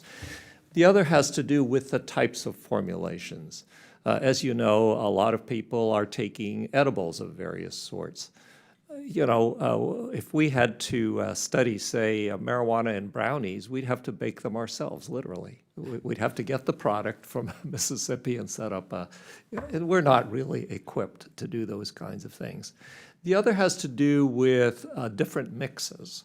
So it may be the case that having a, say, 20-to-1 mix of CBD, the cannabidiol, to THC, may be optimal for some things, because it may be the CBD is cutting the effects of the THC and so forth. These are all theories, but we don't have those kinds of products. So, one option is to pursue importation, because in Canada they have a number of GMP facilities, good, manufacturing practice facilities. Maybe that could be expedited in some way while, kind of we catch up in this country. The other is the DEA, a long time ago, a couple of years ago, said they may license more manufacturers in the U.S., but as far as I understand it, nothing has happened with that process. So the supply is a real problem. Thank you, Dr. Grant. I'm out of time, but I want to thank you for your decades of good work at the medical school and the Department of Psychiatry at UCSD. Go Tritons. Go Tritons. Say, go Highlanders. Okay. Dr. Dunn, you're recognized for 5 minutes. Thank you very much, Mr. Chairman. I'll be brief. I noted at our VA Health Subcommittee hearing on April 30th that federal laws and state laws often do not exempt VA physicians from criminal punishment were they to prescribe cannabis or any illegal substance to a veteran. It's our job as policymakers to protect both the physicians and the veterans before we go off and encourage them to prescribe or recommend any illegal substance as a treatment for any of the myriad conditions that have been indicated for cannabis. One way I personally support this is by looking into rescheduling cannabis into a Schedule II substance. The benefit of this is just that it facilitates serious scientific research. It makes it much easier to get the substrate that the good doctor mentioned. And I think we may have many divergent opinions regarding the utility and value of cannabis as a medicine, but I think we can all agree that we need more research, serious scientific research into this topic. And as a final comment, I'd like to note that I think the research should be designed and directed by scientists and not policymakers. And with that, Mr. Chairman, I yield back. Thank you, Dr. Dunn. Ms. Luria, you're recognized for 5 minutes. Thank you. And I'd like to start by talking about the proposed H.R. 1647, Veterans Equal Access Act, proposed by Representative Blumenauer.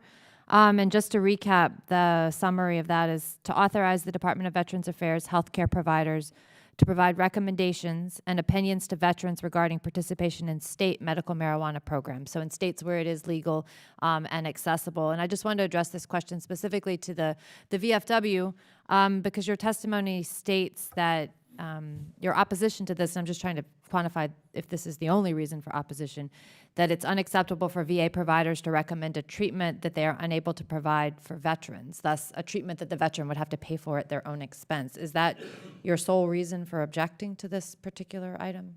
Yes, ma'am. So you otherwise support in states where cannabis is legal, VA providers being able to make those recommendations to patients? We certainly fully support VA having that discussion with veterans. We would not like for VA providers and doctors to prescribe a medicine or any type of drug that VA is unable to provide to veterans. I don't know the cost of medicinal cannabis in those states, but it could pose a barrier for veterans, and many of them are already struggling to meet VA's co-pays. Certainly don't want to put the full cost of any of the medications that their doctor says they need on them. So in a scenario where potentially there could be a reimbursement, if it was anything other than the cost, you would not object to it? Correct. Okay, and then I wanted to shift to the Iraq and Afghanistan Veterans of America, and I've fortunately had the opportunity to speak to some of your colleagues and some of your members over the course of the last few months. And looking across this legislation relative to cannabis, we have a very friendly chart here that shows red, yellow, or green based off of the level of support of the people who are going to be testifying, so we can kind of understand the trend. But the trend I see for you is that IAVA has support on every single one of these. Can you discuss kind of the demographics of your membership age-wise, and then the statistics you have amongst your members as a younger group of veterans, their perception of marijuana as a potential treatment for some of the things that they suffer from? Yeah, we have a younger generation of veterans, as you mentioned. We're all post 9/11 veterans. In order to take our member survey, the stats that I've been quoting, you have to be confirmed as deployed to Iraq or Afghanistan. And so to talk to some of the statistics that you mentioned, 90% support cannabis research. I think it's right around 80% that support full legalization of cannabis. 91% also state that they would take cannabis if it was available to them. And currently, as I mentioned, only 20% reporting are taking it. So that's a huge difference of people that could be affected and could benefit from this. So if I interpret that data, this is a younger group of veterans who think that this is beneficial to them. And I would take that as like they're asking us as Congress and lawmakers to find a way to make that happen. What all the elements of that, be that research, be that all of the elements outside of the purview of this committee, but making it accessible, making it standardized, making production standards, standardized essentially, just regulating the industry so it can become a product and a commodity that we can research and use safely. Is that what I would take away from this group of younger veterans? They want us to do something to make it available to them? Yeah, I believe that's fair, and I think we need to start with the research, which is why we're supportive of the Medicinal Cannabis Research Act. That's why it's been our centerpiece for our cannabis campaign that we've been out and talking with offices like yourself about. So that's where we need to start, and I think once we have that data, once we have more good data from the VA, then we can go from there as far as what we need to do. Thank you. I yield back my time. Thank you, Ms. Luria. Ms. Ridewagon, you're recognized for 5 minutes. Thank you, Mr. Chairman. My question is for Mr. Fuentes. In your written statement, you commented that you oppose a change to the work-study program because you believe VA just needs to do a better job processing claims. Given VA's poor track record of delivering education benefits in a timely manner, don't you think it may be time for a new approach? Thank you, ma'am. We completely agree that VA needs to fix the work-study program. It is preventing veterans from essentially meeting ends meet. They rely on this benefit to pay for housing, for food. Right now, the difference is that VA pays the veteran directly. So the school simply just certifies that the veteran worked the number of hours that are required. And then a similar program under the Department of Education pays the school or gives the school a certain amount of money, and then the school pays the veteran. VA knows how to pay veterans. It does so for millions for disability compensation, does so for the GI Bill. We have confidence that VA can get it right and fix it instead of changing a new process. We think that VA would probably better be able to fix the current process as a paper-based process than they would be at adopting a new business process.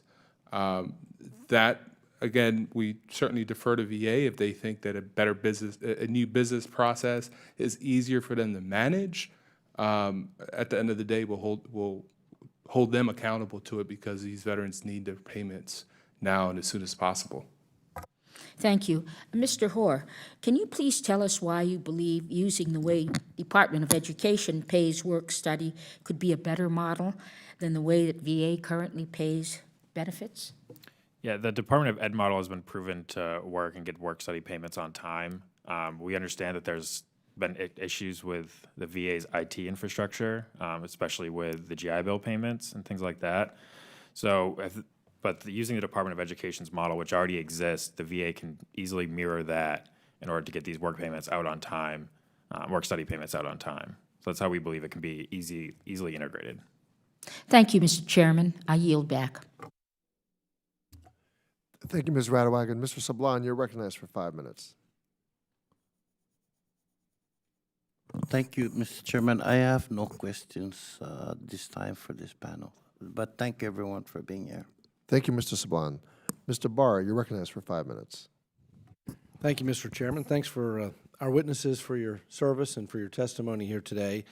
As you all can see, this committee is very interested in the possible benefits of medical cannabis. I've had an opportunity to listen to veterans of different eras, post 9/11 veterans, Iraq, Afghanistan veterans, about their interest in the therapeutic benefits for post-traumatic stress and anxiety, sleep deficiency, and also Vietnam era veterans in my Veterans Coalition who have expressed an interest in us proceeding with this.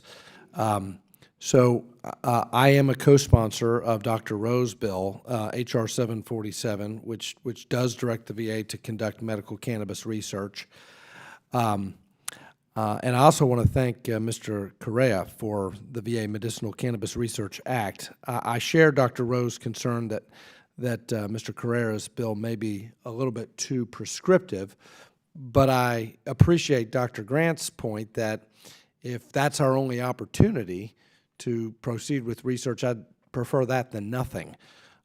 So I have a preference here, and it's Dr. Rowe's bill, but I do want to see us move expeditiously on the research because of the intense interest that the veterans community has expressed to me. Let me just ask any of you about that difference between the Rowe version and the Correa version. Do we need to have an approach that lets the researchers, as Dr. Grant has expressed a preference for, direct this, as opposed to folks up here? And admittedly, I'm not a physician, and I don't have an expertise in this area. What is the best approach here? Because maybe we can get a larger consensus to pursue this. And I invite anyone to offer an opinion on that. Mr. Barth, thank you for posing that question. And I do appreciate your comments, Ranking Member Rowe's comments on the matter as well. You know, I think in my testimony, I had mentioned that we have to recognize a couple of things, and that is, in fact, VA is not doing much in this space when there is a definite need that they need to be a leader in this area. I think the veterans have spoken. I think Congress is speaking to them. I think it would be helpful if we can have members in Congress, some of the veteran service organizations, and the scientific research community come together and find. And I don't want to use this as a way to slow the legislative process down. I want to help inform the two bills that are out there now, and maybe Mr. Rowe and Mr. Crane can craft a bill together. But with VA's definitive opposition, we need to get over that because they're the ones that are going to have to execute on this. And that might be a way forward. Well, thank you. Any other thoughts on that point? Yeah, I think just to echo what Davey was saying, I think there is a concern that if VA is not explicitly told how to do it, that they will drag their feet and withhold this research. Or well, maybe there's a middle. Research. Maybe there's a middle road. Yeah. A mandate that they do it, but give the professionals and the scientists and the researchers a little bit of control in terms of setting the parameters for the research and providing some deference to the expertise of people like Dr. Grant. So I'm willing to step in and try to work on that compromise to move this forward and not have the delay. And I look forward to working with the VSOs on that if I can be helpful. In Kentucky, we've kind of led the way in descheduling industrial hemp, which is low THC CBD. And so for Dr. Grant, and we descheduled in the Farm Bill. I am interested in your research and what your research tells us about low THC CBD and any therapeutic benefits that that could provide separate and apart from the psychoactive THC substance in marijuana. Yeah, thank you. Let me see if I can address that. First of all, as you know, and as we've discussed, cannabidiol, which is a common ingredient in cannabis, in marijuana, is not thought to be psychoactive, but it may have anti-anxiety, anti-inflammatory, anti-epileptic, and other qualities. So clearly this is a substance, first of all, that needs further study, but already there, in the area of epilepsy, we've seen that it benefits children. That drug, in my opinion, should not be on a schedule. There's no evidence that it is an addictive substance. As for THC-containing things, it seems to me a more sensible approach would be something along the lines that we've used with codeine. So low codeine preparations are in Schedule 3, for example, and higher codeine preparations are in Schedule 2. And that makes a lot of sense. If you give more or a higher potency, it may be more dangerous. And I think that the THC products belong somewhere in that zone, personally. My time obviously has expired, and I've gone over, and I'm sorry. I appreciate the chairman's indulgence. I would just say that as we move forward with research on both the high THC and low THC, that the researchers look at what CBD, cannabis oil, could do separate and apart from the higher psychoactive, higher THC psychoactive parts. And I yield back, and I appreciate the chairman's indulgence. Thank you, Mr. Barr. Mr. Bergman, General Bergman, you're recognized for 5 minutes. Thank you, Mr. Chairman, and I see a lot of familiar faces out there. Good to see you all again. I know I had at least 2 Marines. Any more? Okay, well, you guys have already taken over the panel just by having 2 out of 5, right? All right. Well, we're not going to talk about service cultures here.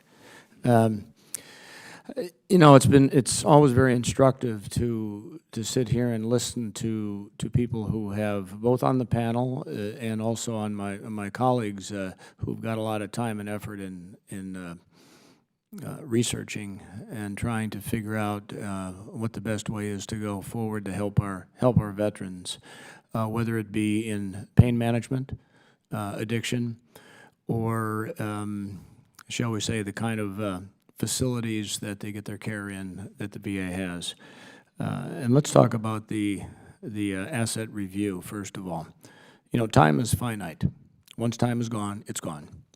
And I would suggest to you very strongly that the more we wait to kick off the asset review and to not speed up the timelines in a mission-oriented manner like we would do in the military of prioritization and responding quickly, we have to move forward with the asset review and not waste any more time on that. 25-year-old brain development, full brain development for the average male, am I in the ballpark there? Some of us take longer. Well, some of us are still works in progress, as my wife would probably say. But do we, Dr. Grant, we have a lot of our veterans who will serve honorably and complete a 4-year enlistment by the age of 22. Any comments on what risks we might be accidentally assuming if we move forward with cannabis research with a target population, what parameters you might put on that so that we don't further potentially hinder a young veteran who has put their life on the line? Yeah, thanks for the question, and it's very complicated, as you very well know. I think what I can say with some reasonable confidence is that marijuana, in the strengths that it has been traditionally used, and I'm going back now 4 decades, among adults, is probably not harmful to the brain. There have been a number of kind of retrospective studies that have looked at IQ and cognitive function and brain imaging and so forth. But that's marijuana that was not very potent and that typically people are not using day in and day out and many times a day.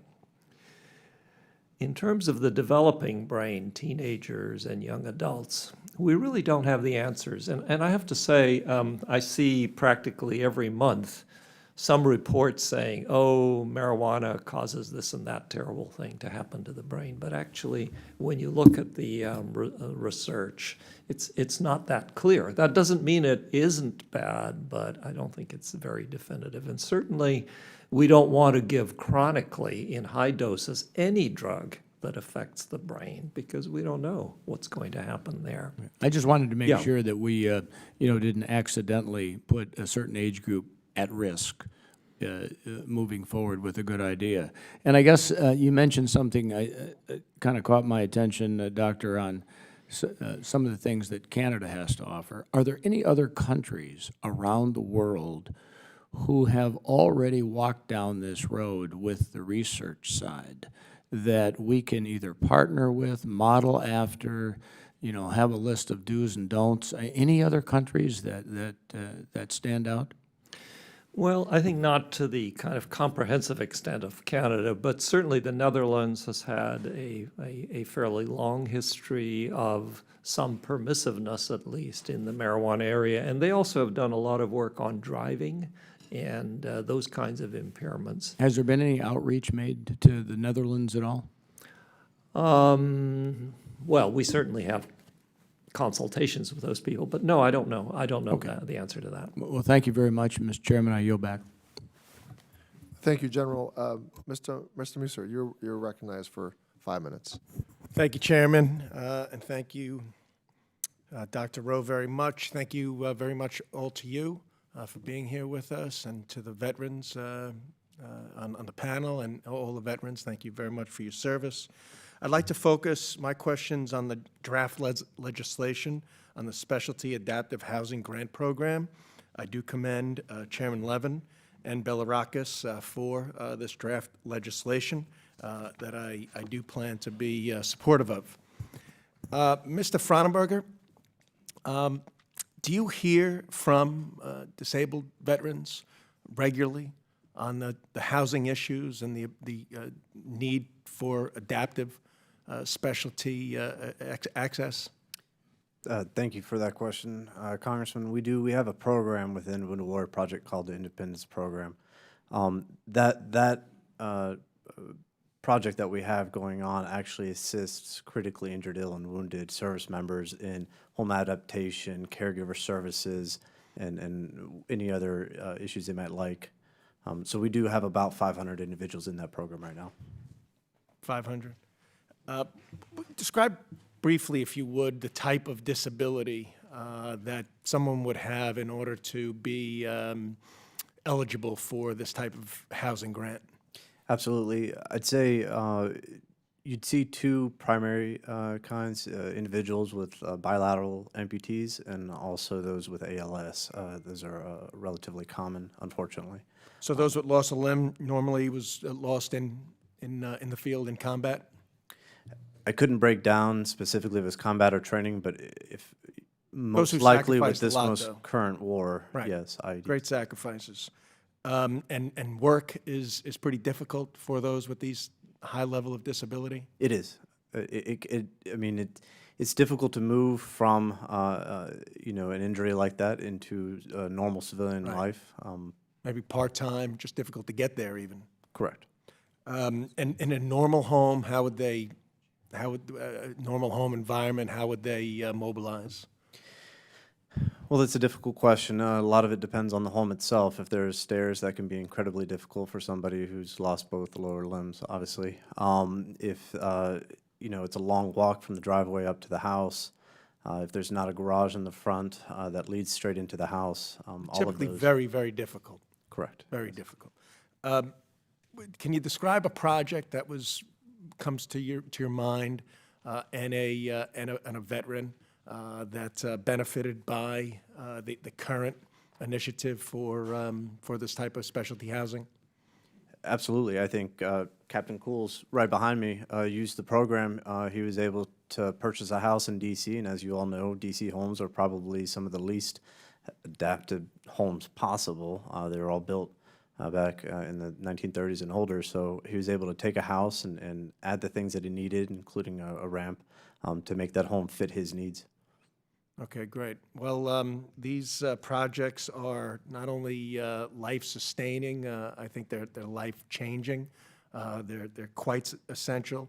And Captain Cools, thank you very much for your service.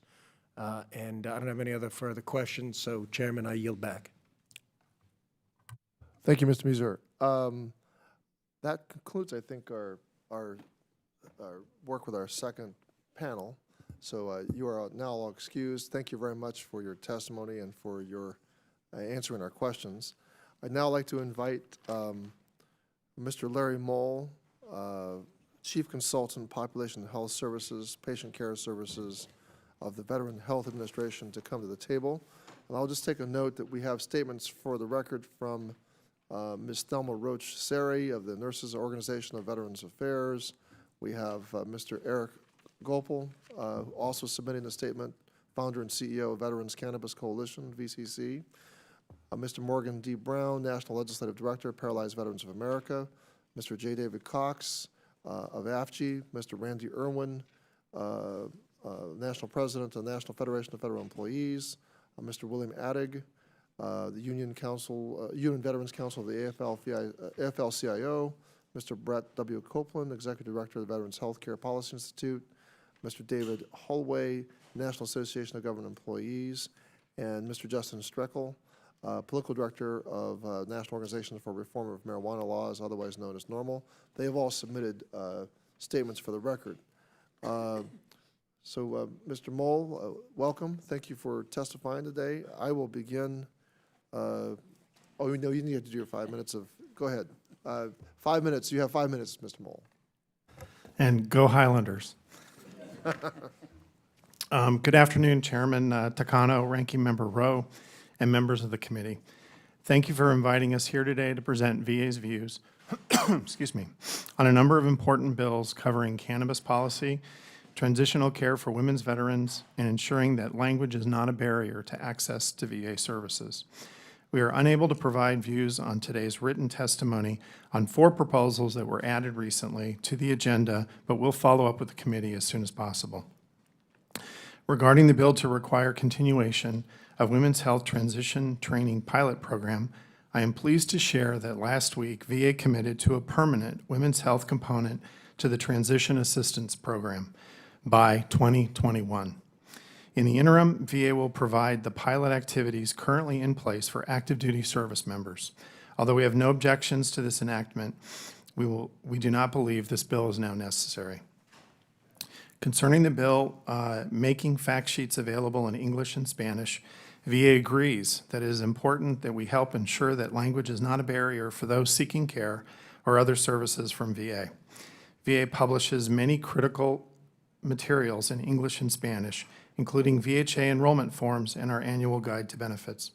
More systematically, VA is implementing a language access plan covering all organizations to ensure, as much as possible, there are not language barriers for veterans and their advocates.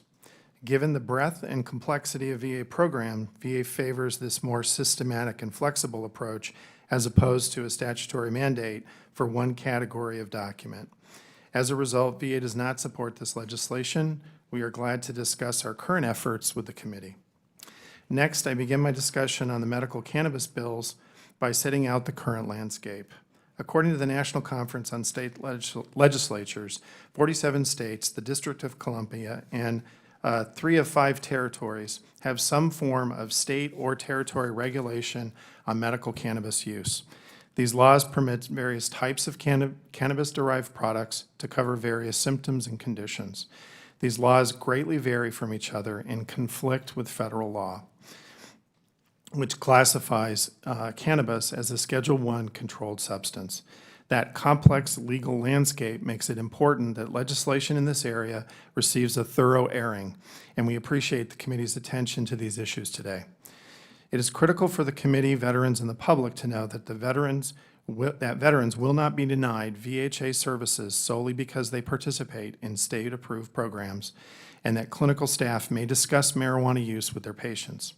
But we should also be clear that VA cannot pay for state-approved marijuana products, and VA providers cannot recommend, make referrals to, or complete forms or register veterans for participation in state-approved marijuana programs. The Veteran Medical Cannabis Research Act of 2019 would require VA to conduct a large-scale clinical trial to examine multiple health outcomes among veterans with various diagnoses using multiple strains and formulations of cannabis. Typically, smaller early-phase trial designs would be used to advance our knowledge of benefits and risks associated with cannabis before moving to a more expansive trial. VA currently supports a VA clinical trial of cannabis for treatment of PTSD. Please, because we believe research on such a scale would be premature ahead of other related research, VA does not support this bill.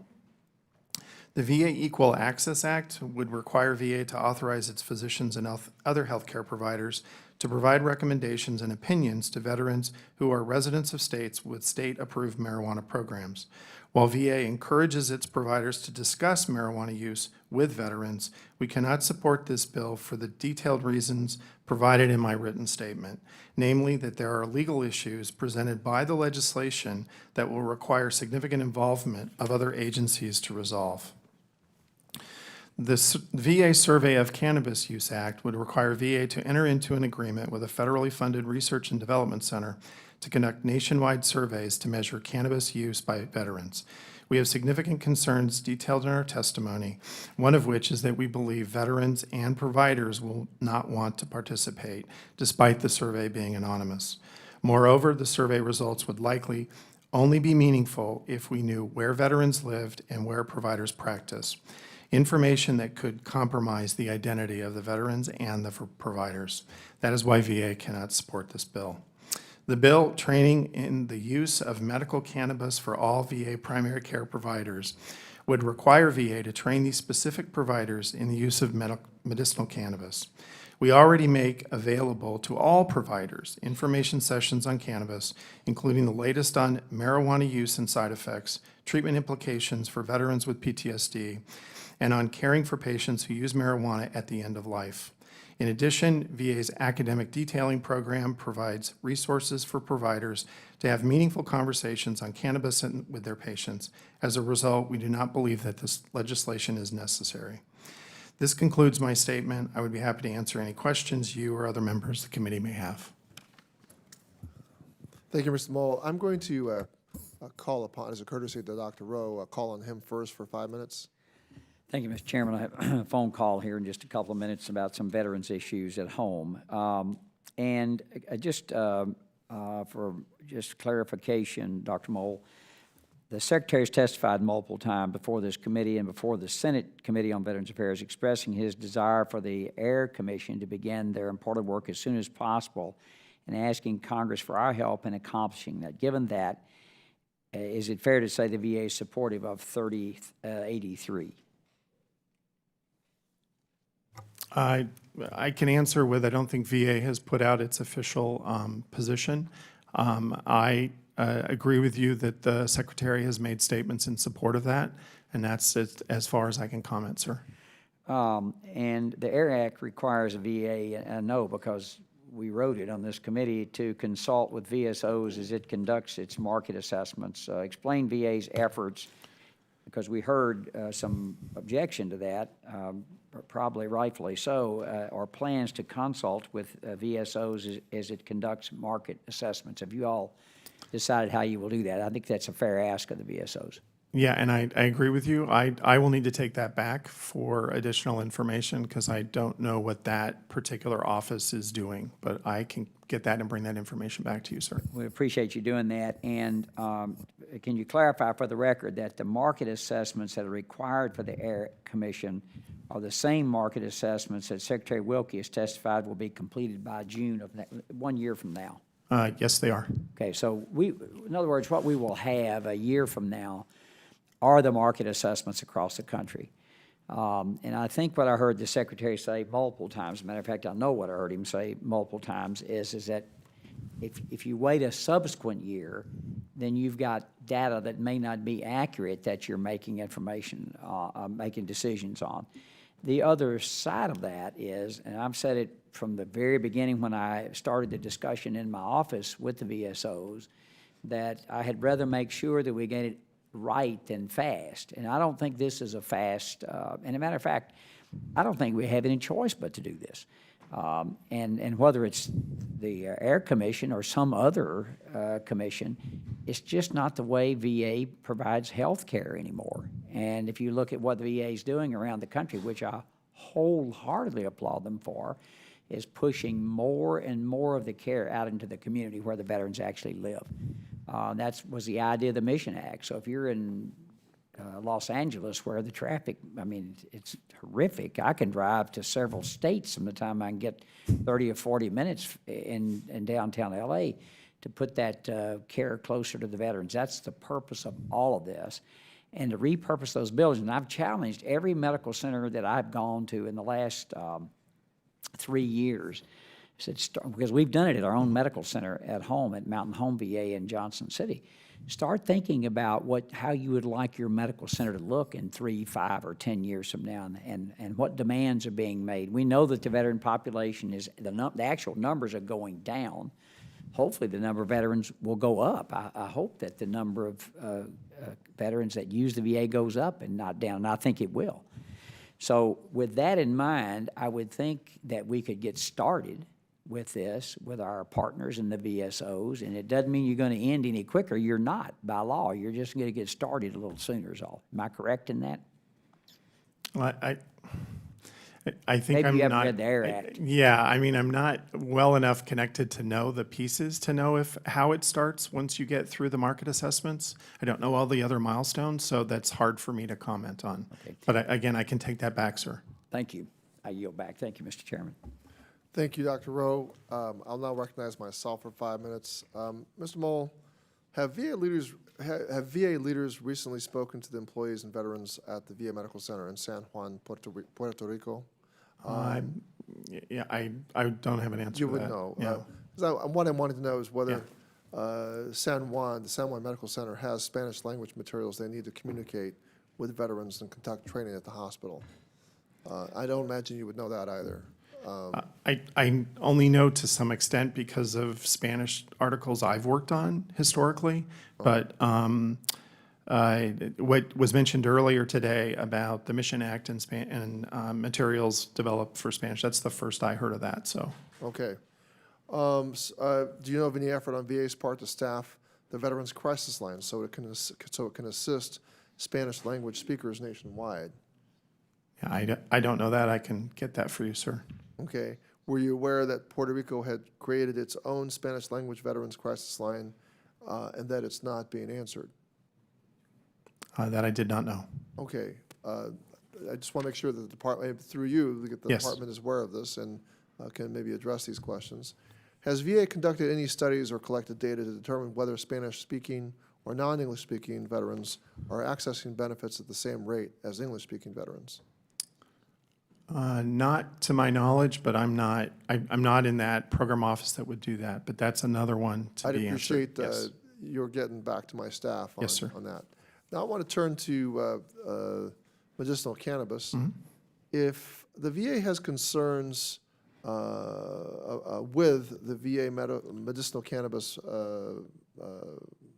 Act and how it could limit the design and research or clinical trials, would VA be willing to work with the committee to address those concerns so that VA can conduct objective research? Absolutely. And you said that really that there were other research priorities that you didn't support this act because of that there were other research priorities? The way that the bill is written, it implies that a big, large clinical trial would be designed that would have many, many arms that would be studied all at once. And we're kind of ahead of ourselves in doing it that way, because to some extent, we may not know some of the products that are being tested, whether they actually do any good or what the risks are of using those. I see where you guys are coming from. So, Yeah. So I'm interested in maybe working with the VA in an approach that the VA would support. And I see how you guys are thinking this is too prescriptive for you. In your previous testimony, you stated that VA has gone so far as to, quote, encourage other research on possible medical uses for marijuana, end quote. Specifically, what steps has VA taken to encourage this type of research? So I can give you a partial answer. Our research department would be the best to give you a full listing of everything they've done. But they hold seminars. They've done series on educating what you can and cannot do with regards to research with cannabis, and actively participate with our regional experts in research to determine what they can do as a national program office to assist them and help them develop good, strong scientific protocols to then submit for funding for research. All right. Well, thank you, Mr. Moll. My time, I'm going to not use all my time, but I'd like to now call on and recognize Mr. Barr if he has any questions. Thank you, Mr. Chairman, again. And Dr. Moll, thank you for your your testimony here today. Just to further explore where the VA is specifically with its research on medical marijuana and cannabis. I understand your concerns with the proposed legislation in this hearing, that it's too prescriptive, and I note in your testimony that you would advocate, or the VA would advocate for smaller, early phase controlled clinical trials with a focused set of specific aims that are warranted to determine initial proof of concept for medical marijuana for a specific condition. And I appreciate the chairman's overture to work with the VA on what the right framework should be going forward on this. My question is, you heard the testimony from the earlier panel, some of the VSOs and the frustration with the delays or the concern that this might slow down the process. What could you reassure, how could you reassure the committee that if it was structured in a way that meted the criteria, that it wouldn't slow things down? Well, I think the first thing would be that the VSOs have to be at the table when we're having conversations about a research plan and what a full research portfolio would look like. So I would start there. There needs to be engagement. We need to educate each other on what each other's expectations are, and then set what those expectations would be for that research plan. I think some of the times we kind of crosstalk each other in terms of trying to explain what's involved whether in a research type program, and I think we just miscommunicate, and we need everybody at the table from the beginning on this. Well, again, can you provide an update on this, the specific research that is ongoing now? If there's not a broad-ranging clinical trial that's going on, what specifically is happening? So what I can comment on is the one study that is actually looking at cannabidiol in combination, and it's a double-blind, placebo-controlled study. It's actually out at UC San Diego, and they just enrolled their first patient last week. And they have a number of veterans lined up who wish to be involved in the clinical trial. And so that is really our first one that's being done specifically for PTSD, taking the standard of care and then determining whether or not there's an impact by having cannabidiol in that standard of care treatment plan. And that interests me because, as you say, it's cannabidiol. Right. And so it is, what is being tested is basically hemp. It's low THC. Yeah, it's the refined available product that was previously mentioned by Dr. Grant. Okay, or I suppose CBD could also be derived from Yes. marijuana, but there's no THC in it or low THC Correct. in the substance that's being tested. That's correct, sir. Okay, so that's the baby steps approach, I guess, on this. Right. And I want to point out that this is the one that is funded by VA.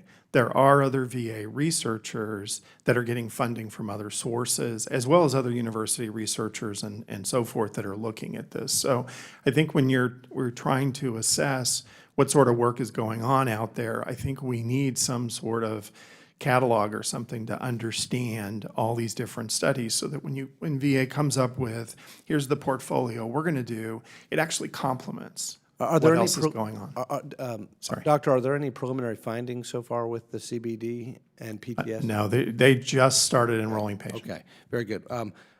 Final question. Could you describe some of the risks of requiring the training of VA providers in the use of medical cannabis in light of the fact that it remains a federally scheduled substance?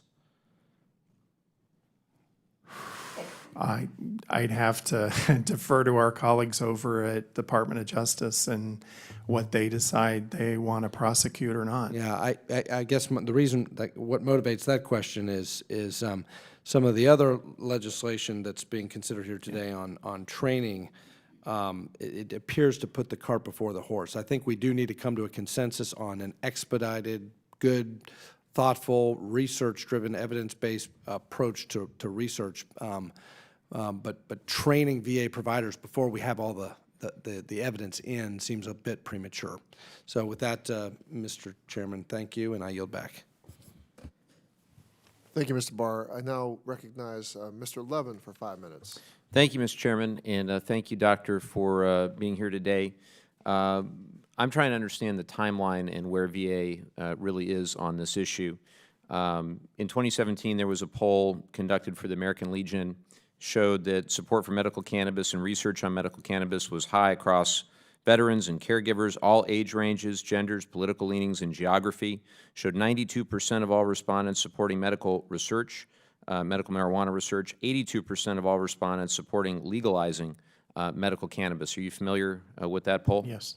And then in 2017, VA's evidence-based synthesis program found that, and I quote, methodologically strong research in almost any area of inquiry is likely to add to the strength of evidence, end quote, regarding the benefits and or harms associated with medicinal cannabis. Also in 2017, VA sent this committee a letter that stated that VA was unable to perform research into medical cannabis. Are you familiar with that letter? Yes.